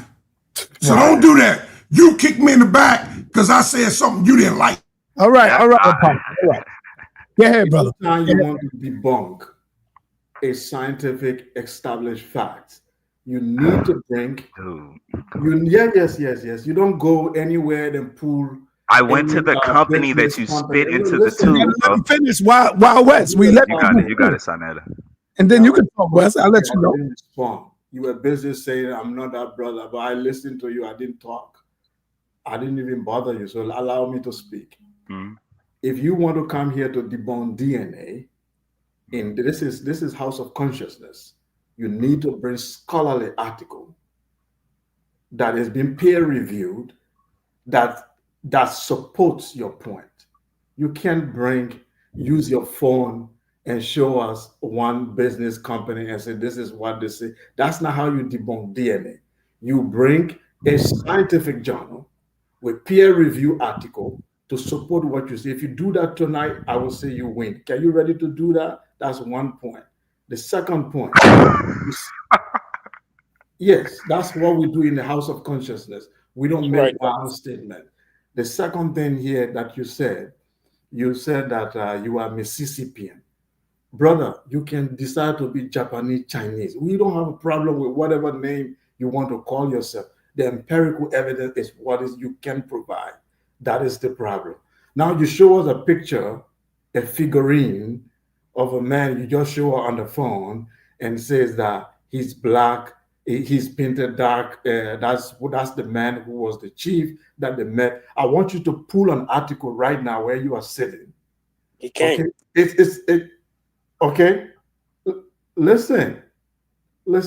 I want you to pull an article, a history from a history journal, not from you guys writing on Facebook.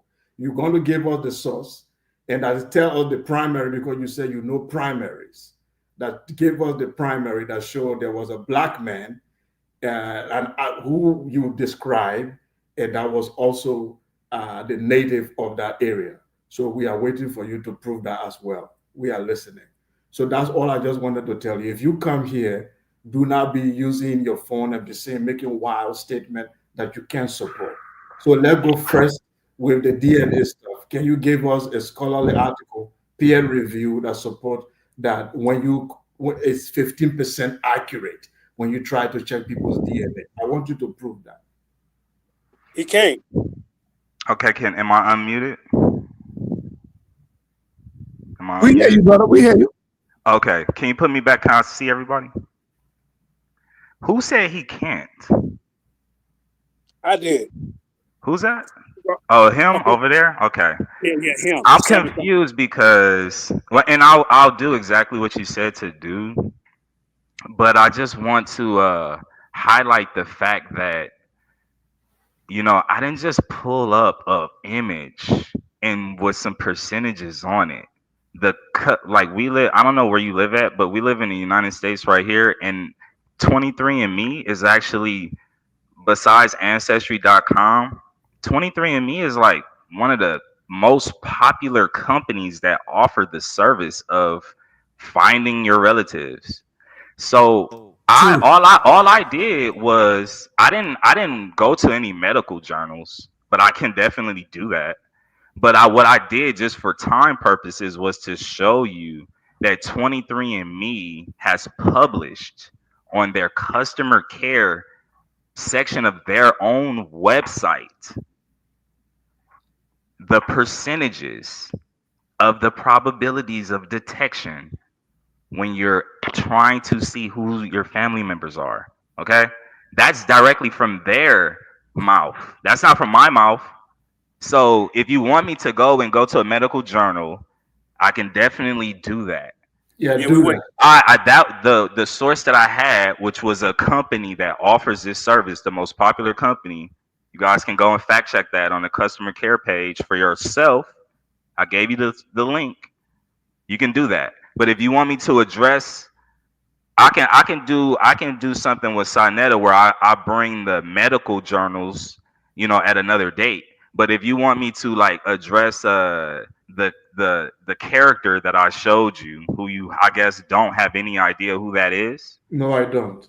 Okay, exactly. So you've created a whole narrative in your head. No, I did not. And you have no idea who this one person in history is that is actually from the 1500s, not even from BC or 900 AD.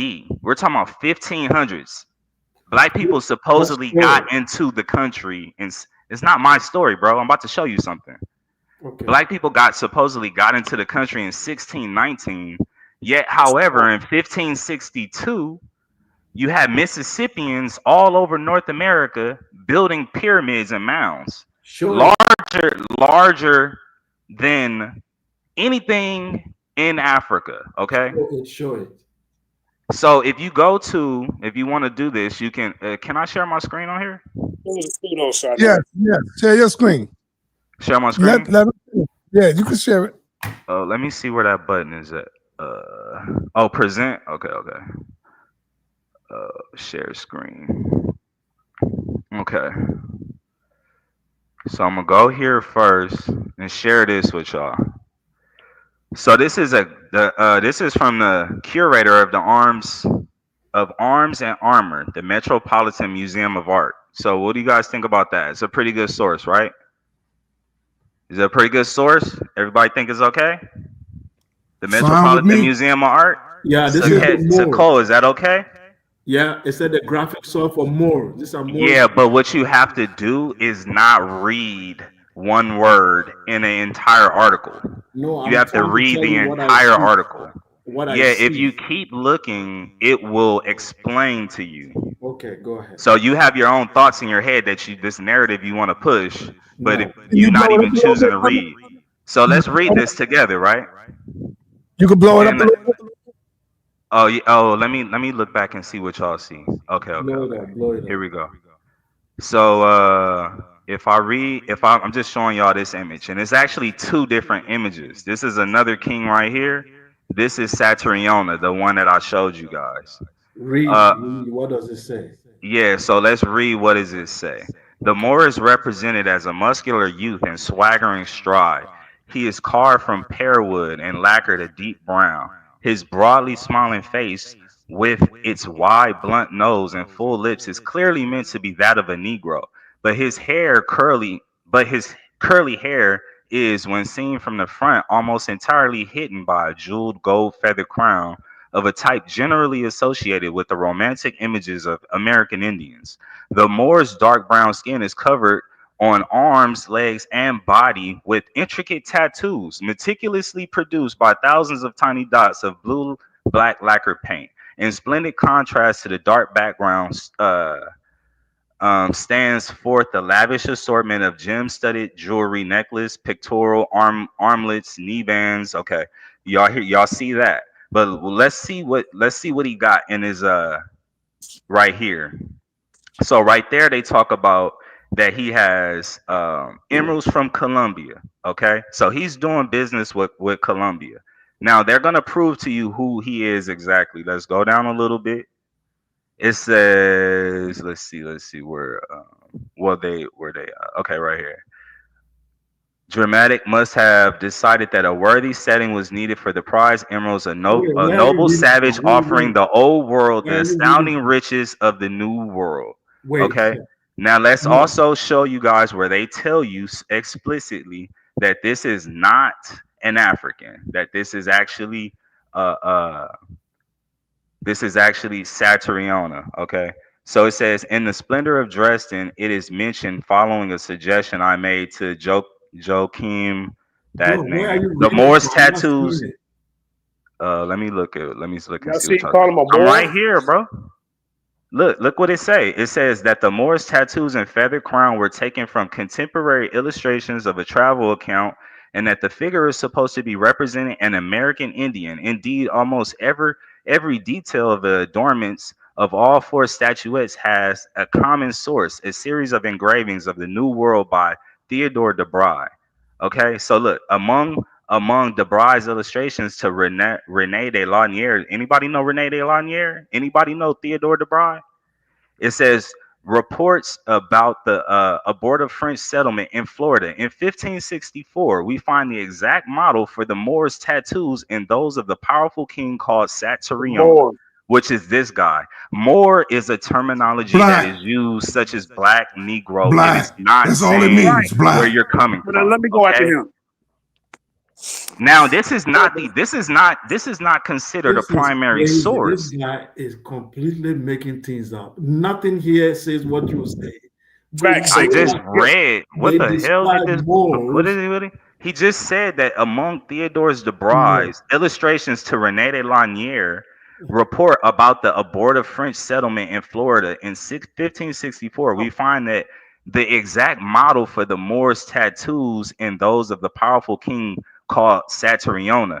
This right here is Saturniona, which is this person right here.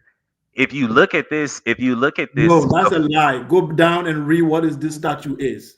Dude, if you're on live YouTube, bro, you're gonna lose all credibility if you do not read correctly and interpret things correctly. Hey, cool. Let him land. We got him. Don't even trip. Look. He about to bury his own. He about to bury himself. Read this yourself, good brother. It tells you that this guy right here is Saturniona. If you know anything about Theodore Jabari or Rene de Lanier or the history of Spain and France coming into Florida, you will understand what they're trying to tell you, but you don't know that information. So this right here is a scene taken from Jacques Lamont. Jacques Lamont came over with the French in the 1560s, okay? He was the first one to illustrate what he saw.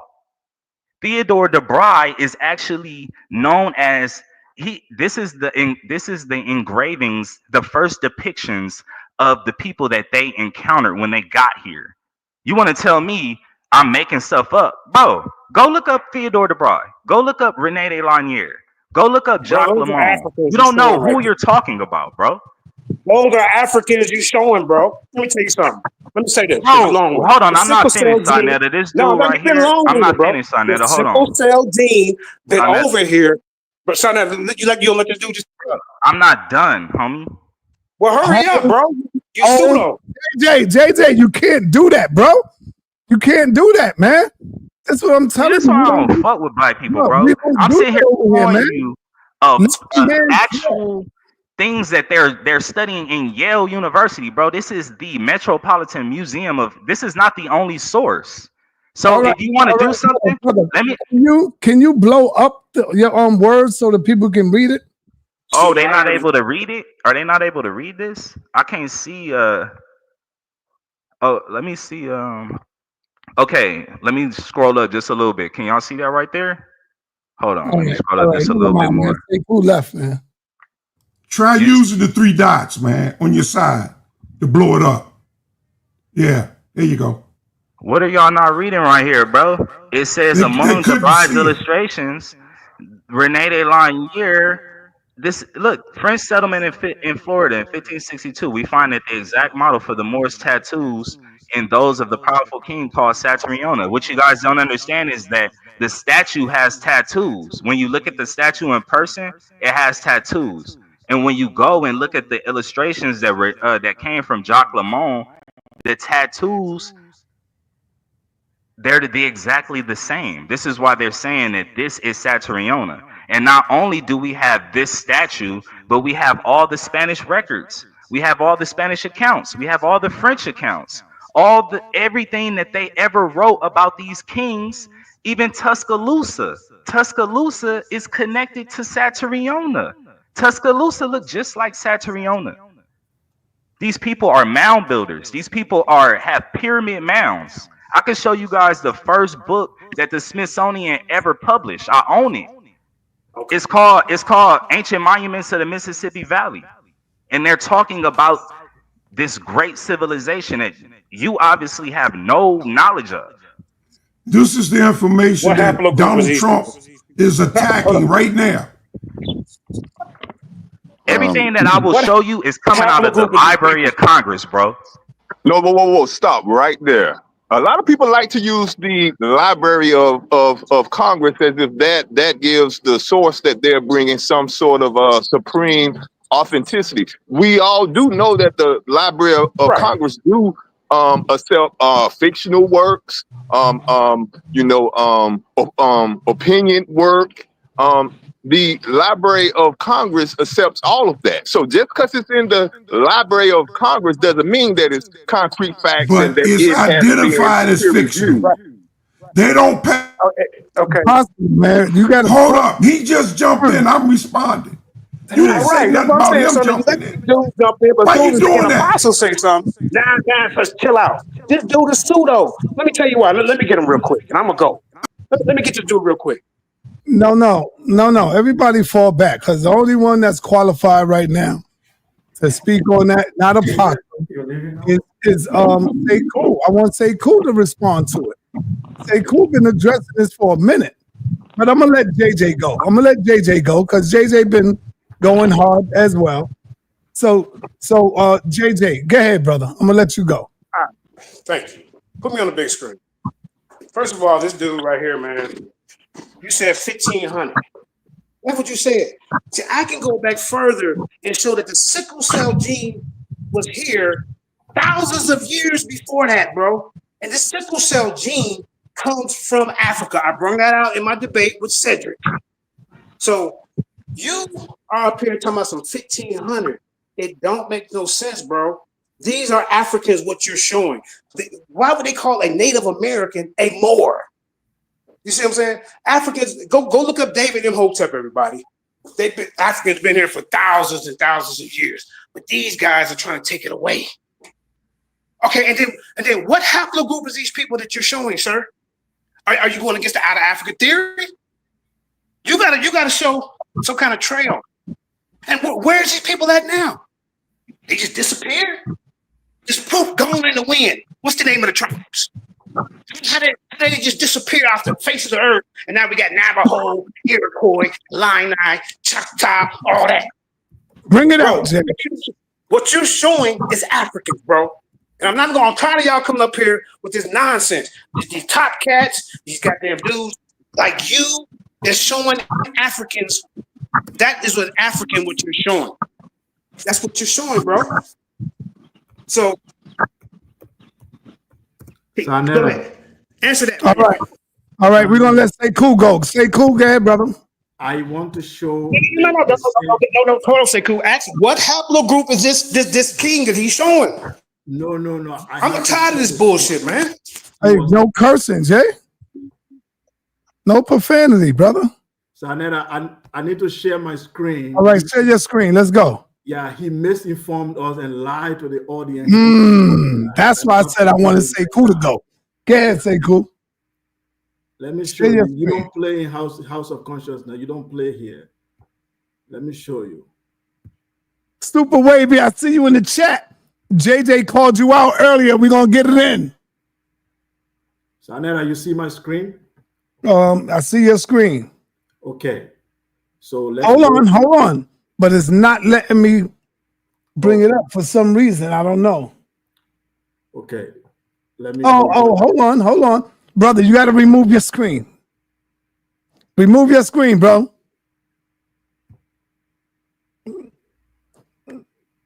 Wild West, remove your screen. Right. My bad about that. My bad. All right, there you go, Seiko. Okay. Now let me just a minute, sa.neter. It's off, right? Yes, your screen is off. Okay. I want to see where he's telling me I'm a liar. This is crazy. sa.neter, let me. You're going to really show me. I'm not able to move it, so let me go back.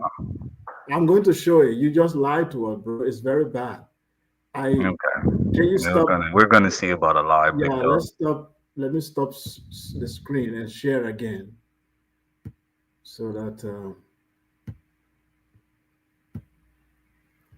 Okay.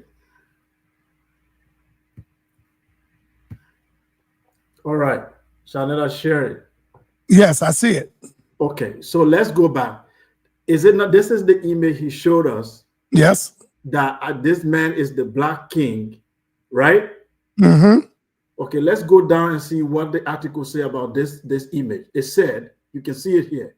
It said Moor with an emerald cluster from the back view. Oh, man. This is not the king he's talking about. This is a Moor. Now the king he's talking about, let's go to him. This is the king he was talking about. You can see it here.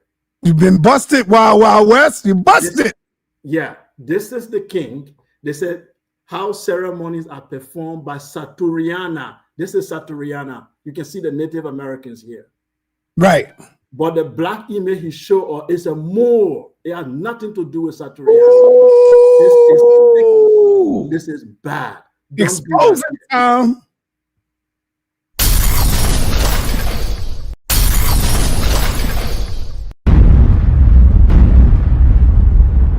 Hold up. Wait a minute. Something ain't right.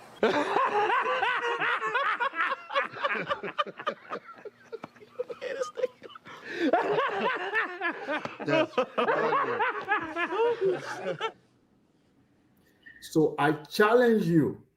After he just played game on everybody. I will stop sharing and I'll allow him to share, to show this image anywhere, this black image where it is written that this image is Saturiana, because clearly here is Saturiana. These are Moors that have been described. So I stopped sharing my screen. So, bro, why were you playing game with the people? Bro, can you unmute me? sa.neter, unmute me, bro. Yeah. No, I gotta mute you when he's talking. No, he can't talk no more because he just lied to you. Bro, listen, I'm not gonna let nobody talk while you talking. So that's why I muted you, because I seen you trying to talk over him. Okay, So go ahead, you got the floor now. The show. You got the floor, Wes. Oh, I got it? Okay, perfect. Okay, so this guy right here, he literally just called me a liar and didn't even read the article. sa.neter, if you read this article yourself, you are going to be disappointed at the fact that he cannot read. Let me go, if you allow me just some time, the article literally tells you who they're talking about. Figure 1, figure 2. Look over here. He's not understanding what he's reading. He can't read. It tells you that the article is about Saturniona, the king that I showed you. They explicitly state that that king, the statuette, is the person in the engraving. Once you go and read French documentation and Spanish documentation, bro, you're gonna look so retarded. You just went out of your way to call me a liar, but you didn't even truly read the information, bro. You just destroyed yourself. When you really go and read that article, it states explicitly, dog, that statue is the person. Pull it up. Go back to it. Can you pull it up? Let me pull this up. Let me pull it up, bro. Pull it up and show us where that black image is Saturniana. Show us. Yeah, right. Bro, you just read it. Yeah. Okay, let me show you. So I gotta share my screen again, right? Show us. Listen. Let me share my screen again, right? Let me set the premise. Every image in that article is described underneath. Show us. Okay, so let me take some time and read to this brother right here. Don't waste our time. Man, we don't want to hear no long article. Show us the. Do you guys read or you don't read? Because what you said you don't want to hear a long article. That is crazy. There's no haplogroup. Stop with DNA. I want y'all to let Wes speak. Let him finish. This brother read one word. I'll pay the same amount, sa.neter. How much this nigga pay to speak? I'll pay you too. You gotta calm down, Mandinka. You gotta calm down, brother. Come on, Wes. You got the floor. Okay, I got the floor. All right. So the whole article is talking about the figure. All right. So the Moor Emerald cluster must have been created shortly before 1725. Okay, so you guys are not understanding that the statuette was created in 1725 by Augustus the Strong. The engravings that he was pointing to was created in the 1560s when Jacques Lemon drew them. Okay, Augustus the Strong went through all of Jacques Lemon's drawings and information and therefore created the statuette from the paintings, from the drawings. This is what this article is trying to tell you guys. No. The Moor terminology has nothing to do with where he's from on a national level. All right, and hold on. If you read, it says that he's not an African. Brother, who is that? Who is that? Scroll back up a little bit. Wait, I gotta show you the part where it says he's not an African. sa.neter, chill, bro. So this is an open panel or just this guy's show? Bro, it's my panel, man, and I want the brother to go ahead and finish. I'm just trying to show y'all where it tells you. How am I lying? I'm speaking from what we're reading. Don't respond. Just go, brother. Come on. Don't respond. The black image that said is Saturniana. This is also Saturniana. They're coming from, bro. See? I'm about to get off. You niggas don't even want to learn. Y'all just got your own thought process. Don't run, brother. Stay here and fight. Don't run. Look, I'm not running. Look, African. Let's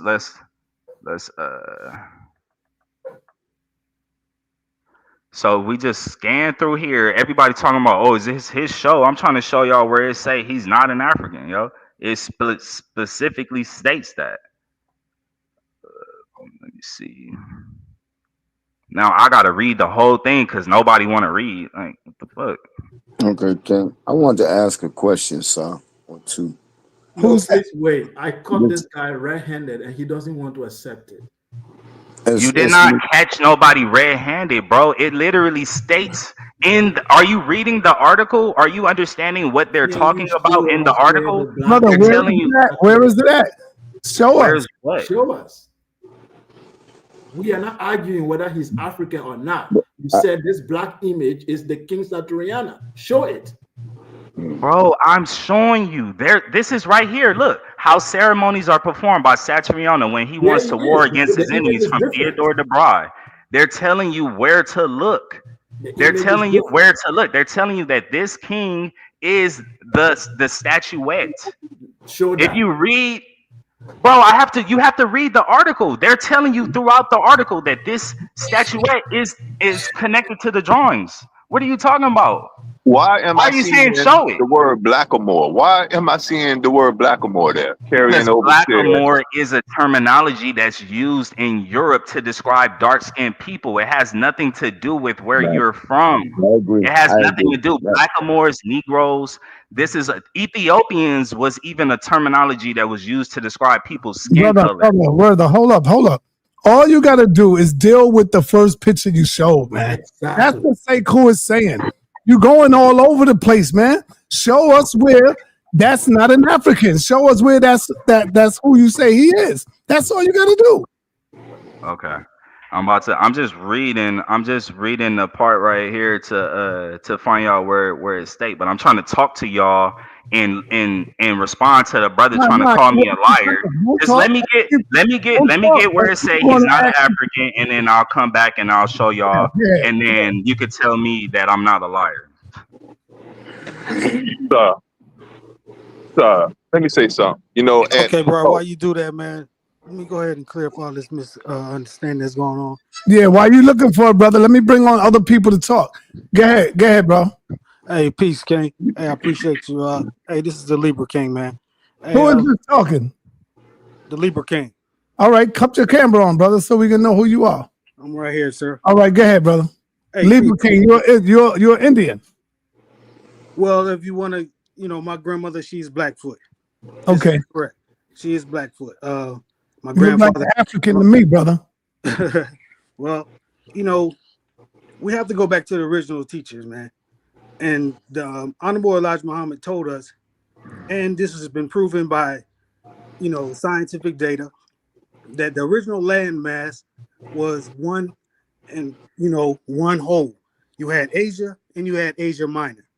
This is why we are the Asiatic people. This has been proven through empirical data. So to play these semantic games and, breaking, saying we are African, first of all, the landmass that we know today as Africa, was Ethiopia. So it wasn't Africa. So somebody might be talking. Oh, okay. All right, go ahead. The original landmass was Ethiopia, before it was Africa. So and then we get to the spiritual aspect of things. We have to look at, where we are or who we are, by nature. By nature, everything created by source, Allah, God, whatever you want to call it, is by nature born to submit to the will of God. Plain and simple. God created man, male and female. He didn't create Indian. He didn't create Israelite. He didn't create, none of these names. He created man, male and female. But the simplest thing to do is the hardest thing to do. Is for man and woman to just look at each other as man and woman and love man and woman. Now we can go back to the slavery thing and this, that, and the third or whatever, but where is that going to take us? Man, we got bigger fish to fry when we look at our community rather than have these petty arguments. Because this conversation been going on for years, man. What about building our own government? We running around every day, every year. We trying to vote for a system to fit into the system. What about establishing our own government? All right. Thank you, elders to build our own. Brother. We got to move forward. Let me get these in the building. Let's go, dude. Thank you, man. Let me talk. You know what I'm saying? In this conversation that we are hearing currently, the problem that we're having is that, firstly, some people are having a different conversation. One group, my side, we're talking about genetically. The other people, they're talking about nationwide, and they're going with their oral tradition, et cetera, et cetera. We have to understand, like when the brother said, where the two brothers were saying that the paperwork, the county records are the best source to prove who you are. These are people who, to put it nicely, they haven't caught up with the rest of the world. Like it used to be the best mode of transportation was walking. You know that, right? But in 2025, we have cars, we have jets, we have spaceships, we have DNA now. So while walking used to be the best mode of transportation, for the rest of us in 2025, we have science, we have DNA. When the brother was going on about DNA being for education only, now a person who's thinking that DNA is for, no, not education, for entertainment only, a person who thinks that DNA is entertainment only is the same person who would think that walking is the best mode of transportation. The reason that the companies include that information concerning entertainment only is for crazy people who are going to take it too damn far and not understand that not all of these companies are created equal. Now, we have 23andMe and Ancestry.com. Those are for us, civilian side. Their science works. DNA works, but there are more powerful machines than that. So we have to understand that DNA is the actual science. You cannot deny that. If you deny DNA, you may as well write pseudo across your darn forehead. Your darn medicine wouldn't work. A lot of the advances that we have currently would not work. We have people who have a agenda, who have a bias, who are emotionally hurt, just like in the debate that you just played. You saw brother Jabari bring sources. You saw the other brother TopCat talking about, they didn't want us, they didn't like us, et cetera, et cetera.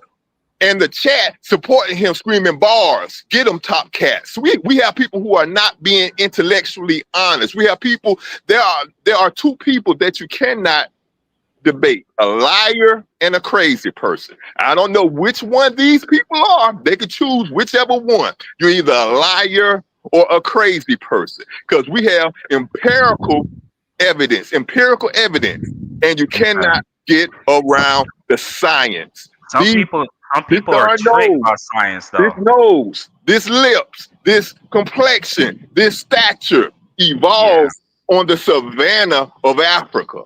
Some people are tricked by science. The people who evolved here, they look like they evolved here. Long back, flat booty.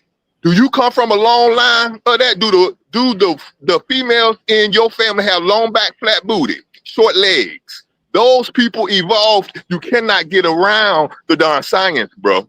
When you use science and DNA, all I was trying to inform you on. You are typing on science right now. So, science.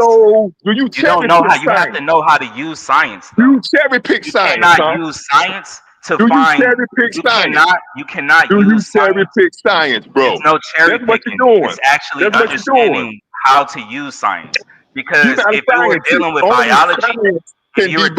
biology, only a scientist can debunk science. You just have an unfounded opinion with no evidence. What are you talking to me about? If you're not a scientist, you can't even validate to everybody listening. If you're I am scientifically literate. The fact that I understand DNA at least shows that I am scientifically literate.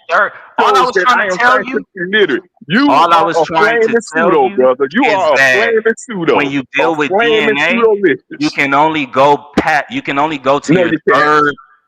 No, you can't. No, when you go past your third cousin, you can't, bro. You're guessing. That's what the scientists have. You made that up. Sources. Bro, black people are so retarded. I just showed you the company published The company that you're gonna go to and find your ancestors. You can't read. You the can't company read, that brother. you go to find your ancestors publish that you can't go past your third cousin. You do not read and DNA works understand. when you want to go and find out who your daddy is, and who your mama is, and who your second cousin is. It don't work when you go. When I say stop, you got to stop, man. So Wes, did you find it yet? Did you get it, brother? Yeah. He can't Okay, find go ahead. it. It's on you. Go ahead, brother. Show it. Yeah, so if you go back and read it says at the bottom of 207, in the splendor of Dresden, it is mentioned following a suggestion I had made to Joachim Mizhausen that the Moors' tattoos and feather crown were taken from contemporary illustrations of travel accounts, and that the figure is supposed to represent an American Indian. What are you guys not missing? The figure.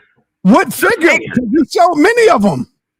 All the figures are from the same culture. We're talking about the statuettes. These are all from Florida. Listen, all these people are from Florida. Be fast, brother. Did it say figures? Did it pluralize it or said figure? Dude, they're talking about the one figure. The article is about this figure, this main one. How do you know that? Can I share, sa.neter? He's lying again. Brother, you're trying to bamboozle us, man. Come on, man. You got to be able to. Bro, I just tried to read the whole article to you guys, and somebody was saying, "Oh, we don't want to read. We don't want to read." You ain't dude. There's only look sa.neter, at. Can I speak, please? Hold on, man. Let me get say cool. Say cool. Go ahead, brother. Unshare your screen, Wes. Yeah, let's stop sharing your screen, Wes. Because Wes, I think you're trying to bamboozle us, brother. All right, go ahead. Share your screen. Say cool. Yeah. I'm not even seeing anything anymore. Let me share my screen here. Okay.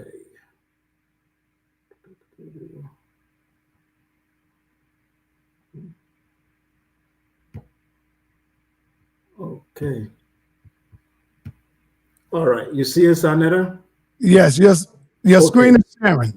Let's go. This is, ladies and gentlemen, let me be very clear. When this brother came on, he showed us this statuette and said, this is the statuette of Saturiana, a king, a native king in somewhere Mississippi who had war or whatever treaty with white people. So we said, this is Saturiana? He said, yes. We said, pull an article to prove that. Then he pulled this article. But when you look at this statue, underneath it is described. It said more with an emerald cluster from the back view. This is more. But let's go to the beginning of the article, what it says. It says here, right here. The Moor is represented as a muscular youth in a swaggering stride. He is carved from a pear wood and laggard, a deep brown. His brownly smiling face with its wide blunt nose and full lips is clearly meant to be that of a Negro.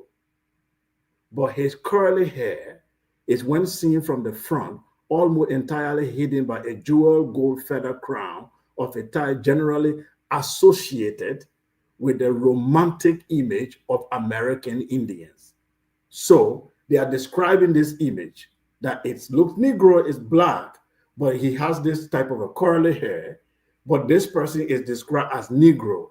But whatever this image is, it has nothing to do with Saturiana, because Saturiana is later shown to us in the same article. Here is Saturiana. All right, I'll go back a little bit. Okay, here we have image of clearly Native Americans. It said how ceremonies are performed by Saturiana when he wants to war against his enemies, from Theodore de Bray, Historia America, blah, blah, blah.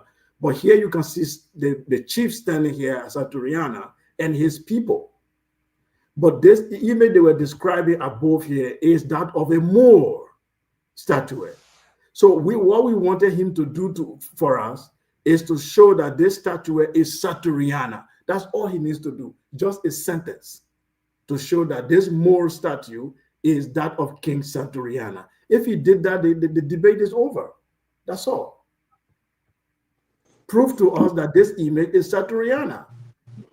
All right, he had a long time to try to prove it. It's obvious that he can't prove it. Let me go on to who hurt you. Who hurt you? You got the floor, brother. Thank you, sir. There was like 2 points I wanted to make, and then the third was reminded of me by I believe it was Sekou or the other brother.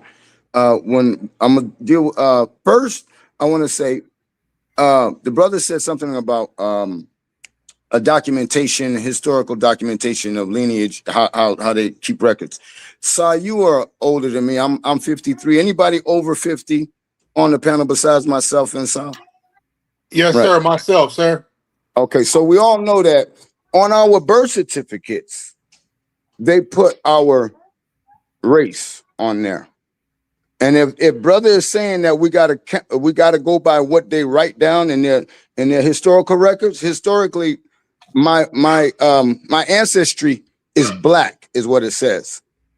A lot of young folk don't have that on there. I have children. I have four children, and none of my children have race on their birth certificate. That's number one. Number two, he never answered your question, Sa. You let him skate. I'm not going to let him skate. Brother Sa asked you, since you don't consider yourself African American, how many African Americans lived amongst your people? You say, right. Well, I'm one. No, that's not the way the question goes. You say you're not. So forget what we consider you. Go by what you define yourself and answer the question. How many African Americans lived around your people that you all consider not to be African Americans? That's the second question. There's a third, but I want you to go ahead.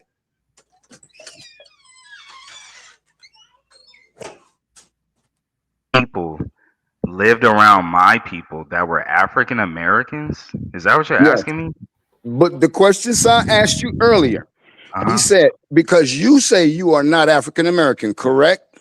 In terms of terminology, no. I'm just trying to tell you. I'm trying to tell you in terms of terminology, you're not an African American. Like that was created in 1988. Okay, we don't have to have that argument. All right, you say blue, you say tomato, I say tomato. Right? We don't have to have that.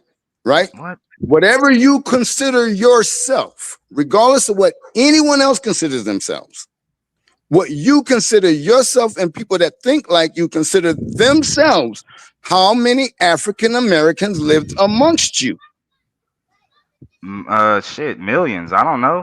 Okay. What are you talking about? The question doesn't even make sense. I asked the question because Sa asked it and you skated around. It never made sense to me. I asked him to clarify. It doesn't make sense. You guys are talking that you guys are mad at me because I don't know what you mean by how many African Americans lived around my people. I'm telling you that African Americans have been reclassified. And they were not African Americans at a certain point in time, like not that long ago. We understand that. I'm totally confused. If you say black people, how many black people lived around my family? My family is considered black. I don't know what you're talking about. All right, hold on. I'm not another. All right, this is what I was trying to get you. This is what I was saying. I asked you, the first thing I asked you was, do you consider yourself to be a full-blooded, pure Indian? You said I consider. Go ahead. You said yes. I asked you. You don't have any African blood in you. You said no. So now, when you look at us, the African American, are you saying that we are pure-blooded Indians? We are not mixed people. We're not mixed people. When I look at sa.neter, I'm not looking at you as a mixed person. I'm looking at you as a straight American. Brother, be quiet for a minute. When I say mix, I'm saying you telling me that our parents was not mixing with Puerto Rican, Spanish, white people here living in America for 400 years, brother? That we are just pure Indians now? Brother, you are hurting the children. You got any children, brother? Do you have any children, brother? Are you a pure African American? No, I'm not. Then what is an African American? What are you guys talking about? You guys are lost. Oh man, you're not a pure African American, but you're an African American. sa.neter, what are you talking about? Am I a pure? That's not ridiculous. So now I remember what my other part was. The other part of my statement question was. Now I remember. When you read the 23andMe, you said it was for entertainment purposes. The brother Sekou asked you to prove that, but nowhere did you read that statement that it was for entertainment purposes. You read it and said that once you get to a lower percent that it can't be proven. Actually, what that lower percent says, there's just that you're related is just that the percentage in the blood or in the DNA starts to become minimized, right? So you're still related. It's just not as strong as strong as it would be with your first or second cousin. So when you say that it's for entertainment, and then you showed all that, you didn't read anything that said for entertainment purposes only. Right. You didn't read that. You made that up. I don't think you understand what you read. Bro, I did not tell you that. I did not have to read that this is for entertainment purposes only. They'll probably tell you that somewhere on their website. What I was trying to show you is the probability of detecting a real ancestor family member. The probability said this is their. I didn't publish these numbers. 23andMe put this on their website. I didn't do it. They said after their third cousin, it drops that the probability of having this person being your real family member drops down to 45%. What are you mad at me for? What are you mad at me because it says that after your third cousin, it's made up, brother. It's made up. Hey, you know what, Nepal? I think I'm gonna listen to Indigenous Black Man and download the Sandman. When he jumps up off the stage and hit the stage and start tap dancing and pulling you off, that means it's time for you to go, brother. When that Sandman come, you done. Hey, let me bring in Unc, man. Unc the God Killer. What up, brother? What's going on? What's up to the family, man? You hear what's going on, man? Man, just finished running on the football field with my son, getting him in shape for basketball. That's all. You know how we do. Exercise with him, stay a little healthy. Much love to Aunt too, y'all. I've been checking in for him for like 10 years. DZ. So let me say this though. That statue you showed was a Blackamoor statue. They was made in Europe though. Those statues right there. 1724. Yeah, so they wasn't trying to say that they was the people here though, dog. They Blackamoor. No, I'm sorry. Did you? They're the Blackamoor statues. That's all. Seriously. Let them speak, brother. You keep cutting them off now. I'm saying that's the Blackamoor statues. And then the brother, and even when you find a Native American, there's no pure anything. So even when you find Native Americans, right, they still got a mixture with them. Because that's what the Native Americans look like today. The mixture is today. So there is no pure nothing. It never was a such thing as a pure African. There's no pure human being. All that is a misnomer. Even when you look at your DNA test, say you're 100% African, that's not what the science is trying to tell you. So we can be fooled by not understanding, the nomenclatures and understanding what it is. Even when you say for entertainment purposes, what they're saying is you're just not going to take that and make a final verdict with the damn test, right? Because it's a commercial test. But if you're talking about those tests that the scientists go in the field and bring back data, that's a different type of thing. So we need to realize what a commercial test is, and then what another DNA study would be. Two separate things right there. One is for the general public, right? And then one is when they're trying to detect this and that, diseases and stuff like that. Two separate things. But that test is better than anything you can actually talk about. That's the test. So you're saying that the test is better than actually finding your court records, right? You can only go but so far. How you can go back as the records show you? No, you can only go back to when they brought us over here on the shores. That's it. But where those boat manifest at? What boat manifest are you talking about? If you're talking about boat manifest, we can't. Let me finish. So if you're talking about boat records, then you can only get the records from boats. And they're coming from the Caribbean, though. Nothing is coming from Africa. Listen what I'm saying. If you're talking about boat records, then the boat record started when the boats start coming over here. Anything prior to that, there is no record of it. Are you aware that when Spain came over here, they wasn't bringing Africans over here? They were just going at it with the Indian, with us here. Listen what I'm saying. Listen what I'm saying. African Americans, right, are not Native Americans, but African Americans have mixed with Native Americans. Bro, so any person is claiming, let me finish. Any person that's claiming Native American, you got to put in that the African part of it. You have to. Okay. You can't. All right. You guys are not informed about Mississippians, bro. Let me finish, bro. Let me finish. Listen, this is not hard to figure out. There's a lot of literature on it.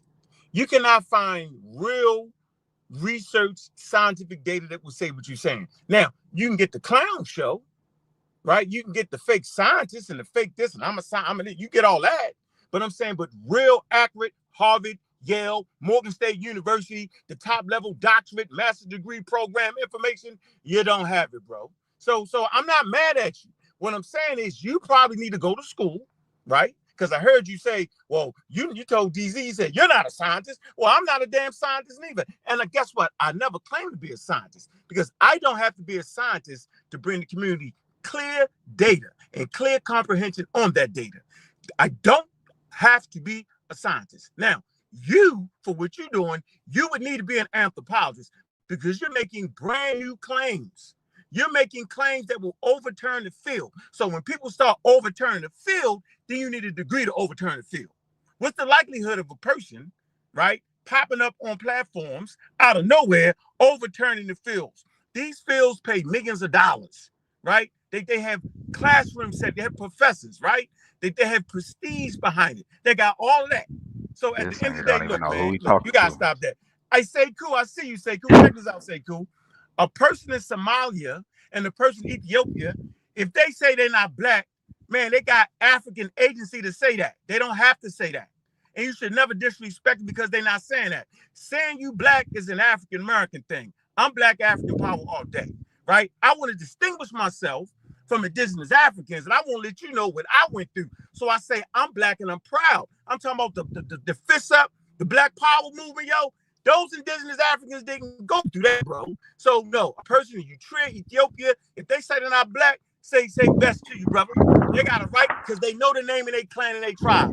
African Americans, we do not, but we've been through shared experiences, right? And we black and we proud. So now the whole platform is based off of black and fucking proud.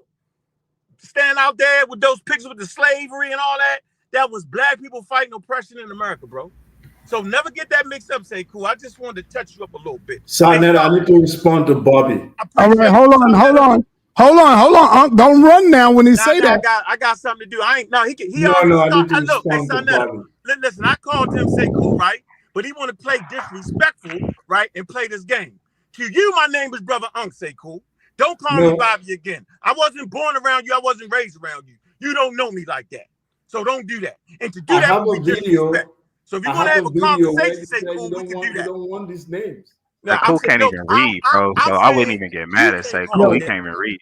Okay. If you are Unk, I'll call you Unk then. Yeah, call me Unk. Yeah, Unk. Yeah, absolutely. Yeah. Okay. Yeah, the God of the night. The everlasting God of the night. Yeah, call me that. That's my name. Yeah, for you. Okay. Now, what's up? Okay. Yeah, what's up? Hey, much respect to you, Unk. Yeah, I appreciate you, brother. Appreciate the conversation. Sa.neter, I need to see everyone. Okay, thank you, sir. So he said being black is associated with the African American. I don't know if Unk is familiar with a literature movement called Negritude. The Negritude movement in the 1960s that were created by Aimé Césaire and Léopold Sédar Senghor of Senegal. And negritude actually translates from French means blackness. It is actually an academic and literary movement on the African continent that supposes that black people have to distinguish themselves and they have to be proud of their culture. This is an African thing. It was never even associated with African American culture. So you need to know also that blackness has been a movement on the continent as well. And negritude is the source that I am citing for you, if you want to debate that. Okay, so let me say this. Name a nation of African people that has accepted the name Black through their governmental structure. Can you do that, say cool? Because African Americans have accepted the name Black through their governmental systems. Simple as that. That's our name. We're either Black Americans or African Americans. We have accepted that. We threw away Negro and colored, and we accepted Black, okay, and African American. So why you talking about something in the '60s, right? African nations was actually inspired by Black African power movements in America in the '60s, bro. So give me that indigenous African group through their governmental systems, right, have accepted calling themselves Black. Go ahead, brother. No. So there is the government. Hold on, real quick. I see you haven't gotten over this right here between y'all two in this first debate. If you want a part 2, we can get it in. You know what I'm saying? You see, y'all two went head to head. Y'all was battling in this joint right here. I know. Wait, real quick, sir. But why would you say it that way, though? Why would you put it that way, No. Y'all both went in. I ain't saying who won or who lost. No, you said I haven't gotten over. You have not heard me mention that. You haven't heard me say I Let didn't. me, can I respond? I didn't win. You never heard me say anything about that, son. You right. You right. Right. Go ahead. Come on, you gotta promote his thing. Come on. There was a time the government called you Negro.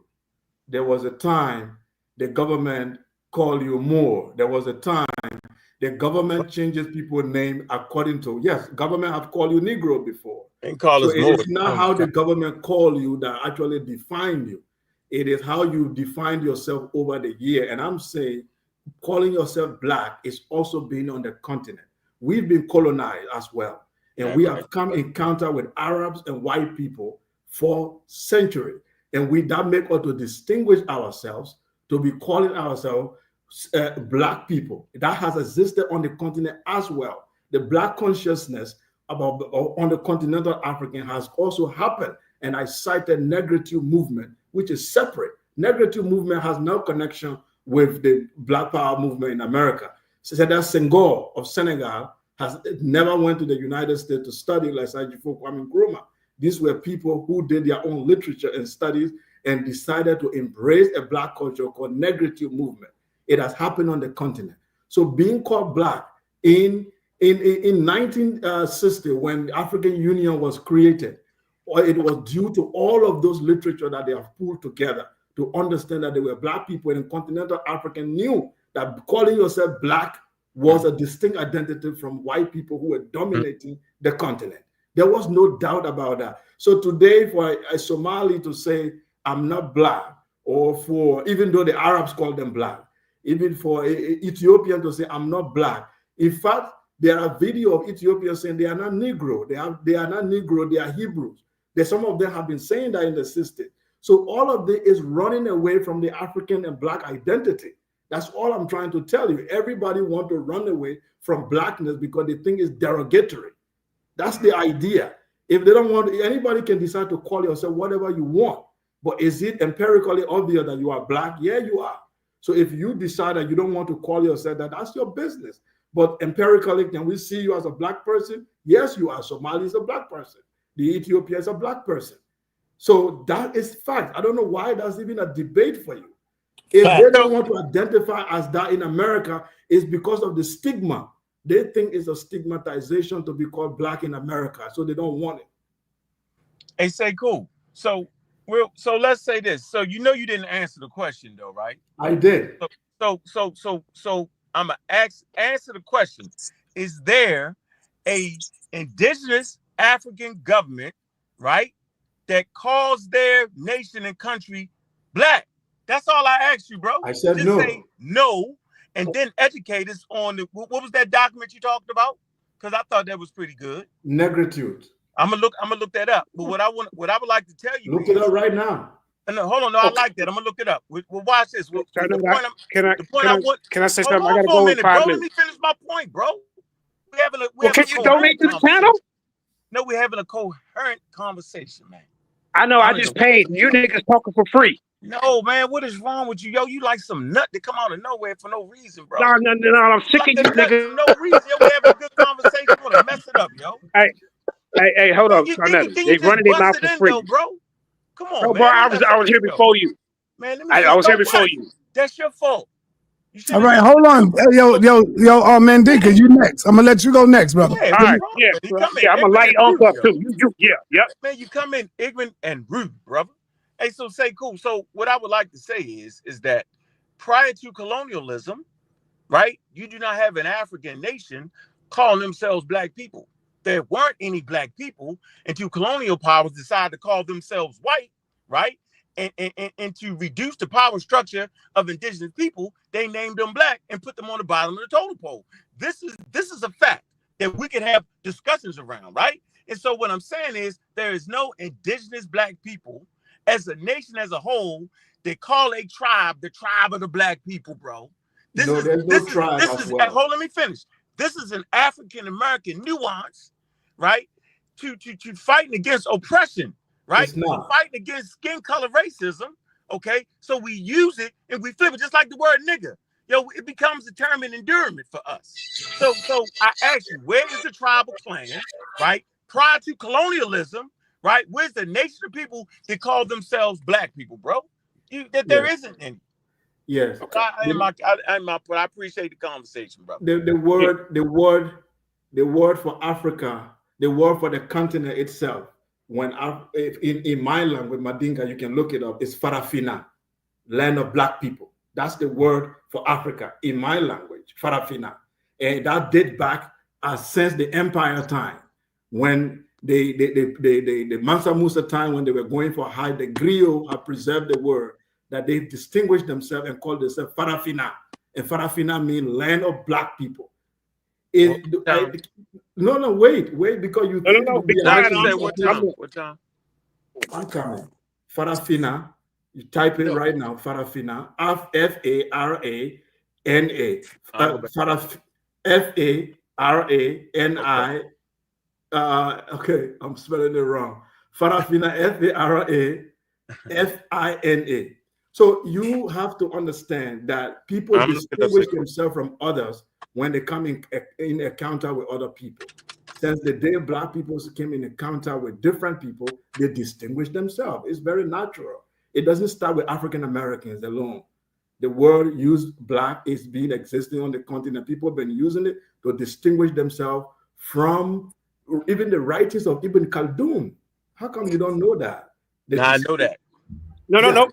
Sarnetta, I just need 2 minutes. I gotta go. I just sit. Okay, just real quick. All right. Yeah. Now, just 2 minutes. I'm out here. Yeah. Okay. Okay. Hold up, bro. I'm finna go.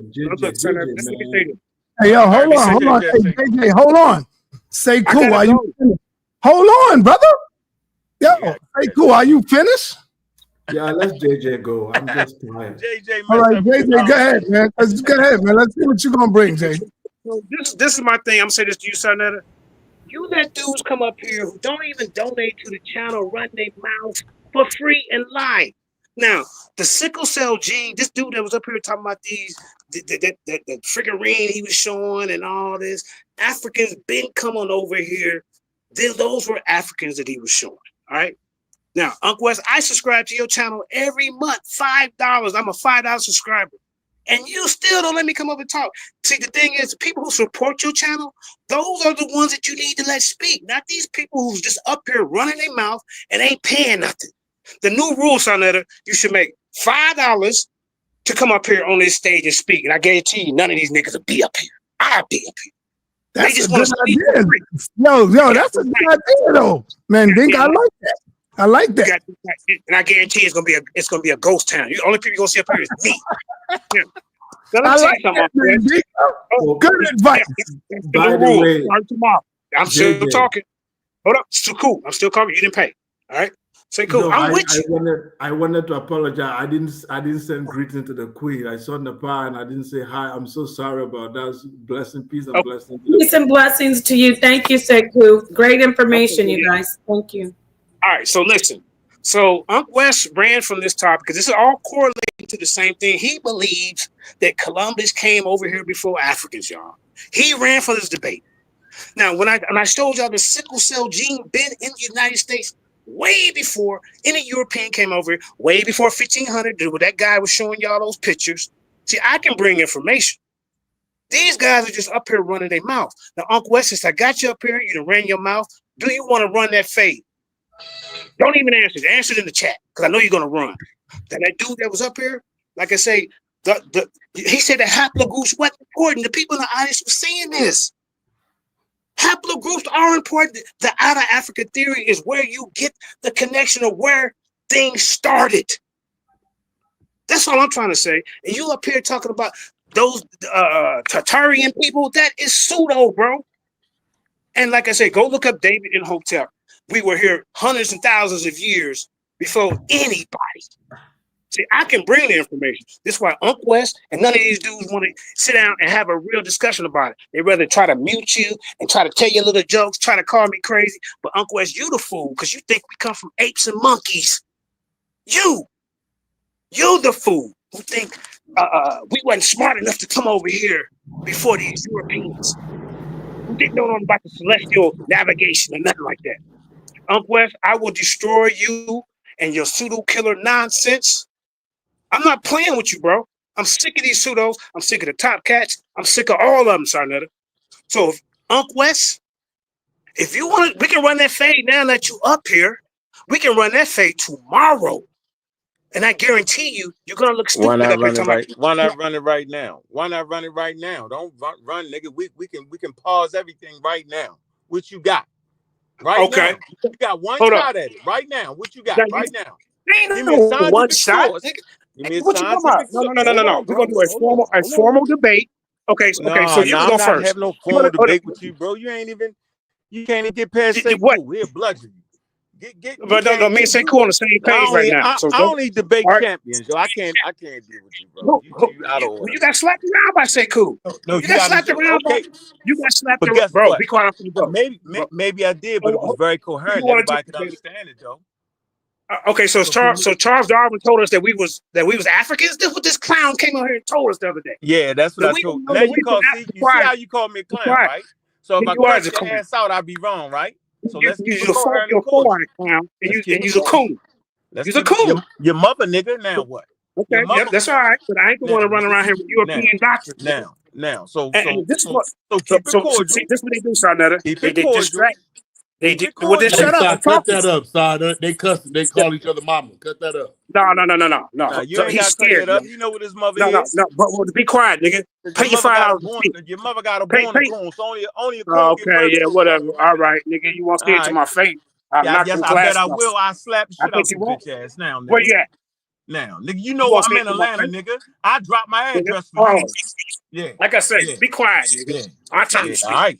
Okay. So back to cordial, nigga. Give me evidence that you got humans in America 100,000 years ago. Go get that source, okay, hold on. Or I'm never debating you again. Go get that. Now, I don't even want to debate you because you ran already. Yeah, I had to beat up. I'm right here. Go get the source, JJ. All right. Did I hear anybody talking about people's brothers, man? Yeah, that's what he did. He called me a coon. So what they got to do with my mom? Let's stop. Remember, JJ, what I said earlier, brother? Remember what I said earlier? Let me be the mouthpiece for you to get the debates, brother. I don't even want to debate this dude because he already ran. He thinking. Hold on, listen. Okay, so did Columbus come here before Africa? Put that on there right now. Yes or no? Man, you already got beat up with that. I'm saying, where's the 100,000-year-old? Yes or no? All right, y'all. That's enough, Jay. That's enough. I gotta hold on. Let me bring on because my man, damn, he left. Damn. Oh no, he's still. Cosmic Chris, cam up. Let's go. Cosmic Chris, cam up and let's go. What you got, brother? Unmute yourself. Yeah, I've been here for a while. My fault. I just had to handle something. I didn't even know you was calling my name. Shout out to you, Saw. Shout out to everybody on the panel. Y'all didn't move past what I was going to go ahead and talk about. I see it's a whole new roster on this song right now. Take us back. Go ahead. Take y'all back. Well, I just want to say cool, since you still on here, y'all can't definitively say that we all come from Africa and that's everybody walked from there back in the day and then say that we're compatible or almost the same as nature. So because the ancients, you know what I'm saying, our ancestors taught that we were the same as nature. So do you believe that we're the same as nature, or do you believe we come from Africa? Because you can't believe the same thing. You know what I'm saying? It doesn't correlate.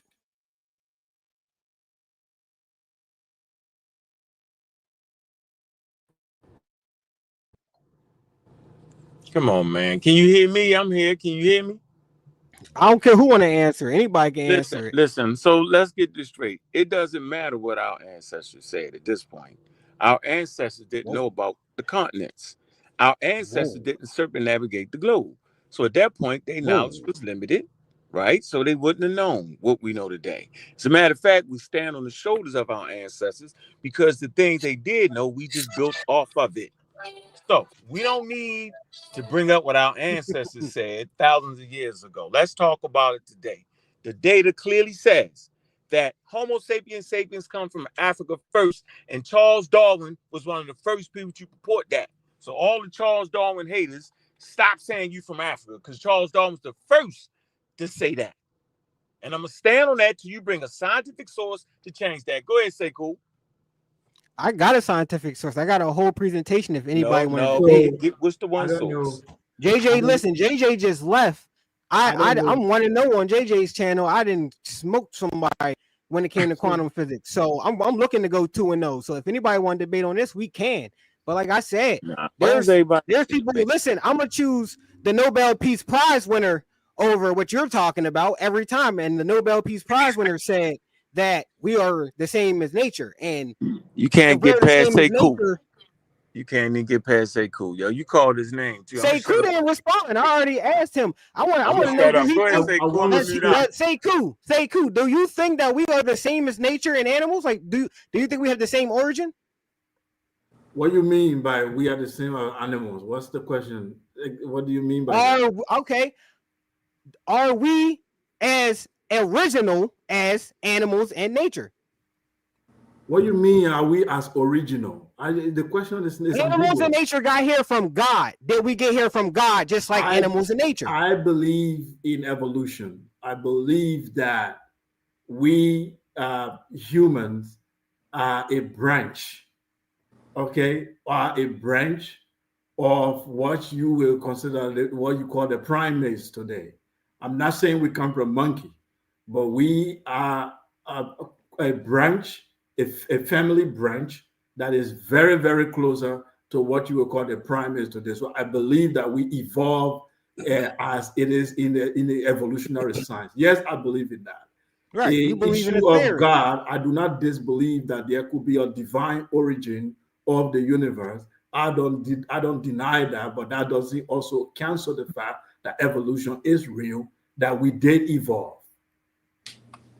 I'm not going to say that evolution is not real. What I'm asking you is simple, but you already answered it. You believe in a theory, just like Brother Unc. Y'all believe in a theory. Y'all going to come forward with a theory. It's not a theory. Evolution is a fact. It's a scientific No. You believe in the out of Africa theory. You believe the evolution that comes with Charles Darwin is out of Africa theory. It's a fact. It's not a fact. It's a theory. Yeah. That's why it's called a theory. No, it's a sign. No, see, it's not. No. Oh, we did this already on your channel, and you couldn't get past it. Theory. Listen, Brother. Oh, you couldn't get past it already. Let me educate you. No. Hold on. The out of Africa theory is a theory. Natural distribution, that's not a theory. That's a scientific law. What is a theory to you? What? Hold on, man. First of all, define what a theory is. You got a whole white man. You got to define a theory. To explain the bell curve after I destroyed you on your own panel. Okay, bro. So you one of them guys. Fake. No. Okay, so if I'm you like a fake debater. You come in after the fact. I need you to disprove. You got. I'm not doing nothing right now. I don't even know what the hell you talking about. What I want to know is, do you know what I'm talking about? You brought a whole white man on to give a whole presentation. You don't gotta overtalk me, yo, to get your prestige game on right now. You got me right here. So I'm saying to you, I will no longer have a conversation with you if you can't tell us what a scientific theory is. This is the only way I will continue talking to you ever. Right now, bro, you got your chance. Explain to us what a scientific theory is. You can't answer a question with a question. Bro, you ain't asking no question. You talk about a theory. Oh, this is crazy. Bro, listen. Coach, you what is are a theory? misinforming the people right now. So to prove to the people that are listening, to the audience, sa.neter audience, tell us what the hell is a scientific theory, bro? We listening. Don't look it up. You supposed to know it off the top of your head. Off the top of my head. Matter of fact, don't look it up, then read it. No, look it up, then read it. Let's do it. Let's do Go it. ahead. Go ahead. Let's do it. Off the top of my head. Off the top of my look it up. No, I don't want you to off the top. No. You just said, come on, let me flow. You wanted me to go. Go ahead and flow, shorty. Go ahead, shorty. You got the one chance though. Off the top of my head, a scientific theory. Mm-hmm. A scientific theory is a scientific hypothesis that has been tried and tested. Hypothesis is a different thing. That has been tried and tested. Hello. It's like saying hold on. So what you're telling me is a scientific theory has never been tested? Yep, it get tested and tried. So what is the disagreement? It starts off as a scientific hypothesis and it moves forward. Keep going. Go. Keep going. Where's the disagreement? Y'all started laughing and all that. Keep going, bro. Keep going. Go ahead. Hypothesis is different. No, I answered y'all question. Now, can y'all answer mine? Wait a minute. Hold on for a minute. Stop for a minute. Wait, do you know what you just did, bro? You know what you just did? You said that a scientific theory, you didn't say start off, but it starts off as a scientific hypothesis. So I'm going to give you that, right? So then you must know what that is. And if it starts off... I said that has been tried and tested. Right, so listen to what you just said. I'm not wrong. Hold on. You came up here and said that Charles Darwin, the theory is just a scientific theory, don't mean nothing. And then you give the X, and then you say what it is, and then beat your own self up. I'm done with you, bro. Because if it's tested and tried, then what are we talking about? I answered your question. Who you gonna deal with this man? Go ahead. But it's still a theory. That means that they tested it and tried it and it didn't work out. It's a theory. All right. Can I add to this? I wanted to say this. Can someone answer the question? Nobody's going to answer it. Nobody can answer it. What you're not understanding is Unc is running from the bell curve. Okay, well, that's your understanding. He heard the question and he's refusing to answer. He can't answer the question. We got you. He can't answer the question. Dumb as fuck. He can't answer it. That's why he ran. Yeah, he's dumb as fuck. You can barely read. It's obvious. Nigga, you can barely read. Hold up. Hey, say hold up, JJ. Hold up. Ain't nobody holding up nothing. You came on here fucking up the show. No, this Neil talking. Nigga can barely read. AJ, man. I'm not talking about. Hold up. All right. He had a problem with 3 syllable. Hold up. He had a problem with 3 syllable words, y'all. Sure. All right, so this is for Saku. Saku Saku was right. Saku was right when he made the statement about the Black Power movement started in Africa and not in America. The Negritude movement, often attributed to Leopold Sedar Senghor of Senegal. Hey, hold on. Who's cursing on our platform? Your man, JJ. All right, JJ, you got to go in the back, man, because I ain't gonna keep on saying sorry. I apologize. Yeah. Come on, man. That $5. Yeah, y'all cursing and all that. Every time I get on the phone, you cursing. You got the young boy getting beat up. Listen, so they scared to answer my question. They tried to cut me off. I just want to. Hey, brother, what's up? Can I finish, brother? Neil to speak. I know, man. I thought you were going to answer my question and you didn't. Well, they didn't. He can't. Can I speak now? No, I thought you were going to answer. You're not going to answer it. No. This is recording to something that happened before that. So this is between Ankh and Saku. So Saku was right. The Negritude movement, often attributed to Leopold Sedar Senghor of Senegal, along with Amy Cesar and Leon Gautran Damas, is generally considered to have begun in the 1930s. Ours started in the 60s. So that's 30 years before. It was literary and cultural movement that emerged among French-speaking Black intellectuals in Paris. Paris is the Pair Isis, or the Temple of Isis, Black culture, as a response to French colonial rule and the policy of assimilation. The movement aimed to affirm and celebrate Black identity and culture. Go ahead. You say French speaking, yo? That's what I was trying to tell Ankh. Yeah, I know. Wait a minute. Black identity issue is not just restricted to the African American struggle. Wait. I didn't say that. It was also on the continent. We have colonialism. And as a result of colonialism, there were people who were trying to unite African people under the banner of Blackness and Black culture. And Negritude movement is one good example. Yeah, and the Ankh is right. He didn't say it, but by default, not saying not seeing the others, he did say it by default because he made No, us no, assume no. to think we That's saw not what it was. that was I us. said That was I not hadn't. that was us. No, I told Sekou I hadn't heard of it, and I was going to read it. Oh, okay. That's Yeah, what I that's said. what he said. He It's said he would actually a look it up. gentleman's game. So Okay. Sekou can introduce something that I never heard of before, and I should have the right to look over and read it. Yes, I didn't say he was wrong on that. He Okay. introduced something to the conversation. The problem with our conversations is, people, not saying you Sekou, people look for aha moments, but if I never heard of it before, right, then I would have to stand corrected until I read it. It's not Okay. a real issue here. Okay. Right? But they was speaking in French. This for the record. They Yeah. was speaking in French, which Yeah. changes the argument a little bit. That's all I'm saying. Okay. They're not speaking their indigenous language saying that. But whatever. It's all good. Where the young boy at, though? Where you at, Shorty? Who don't know what the 30 years and beat himself up? Where is he at? We want him. We want the young, proud, the youngins. Where you at? Where you at, Saul? Where you go at? Where is he at? Feed 5-4 fum. Where the youngins at? Where you at? Okay. All right. Got him quiet. Yeah, y'all should read what a scientific theory is. And when you read it, you defeat your own self. When you say it's just a theory, he said it was tested and tried. What does that mean? That means I think people think that scientific theory means a guess, that you are guessing. Yeah, That's not. It's a rational explanation. It's not a guess. Yep. Even hypothesis is an intelligent guess. It's not just somebody just so even at the level where it is still an hypothesis, that is an intelligent guess. But it's a scientific, it's not just a regular hypothesis. When it becomes a theory, that's a rational explanation. So when people say it's just a theory, it's just a theory. Evolution is real. We have to get over it. We evolve. Yeah, but you could say that the creator put us here, though. You could say that. Because that's not part of the theory of evolution. Well, where you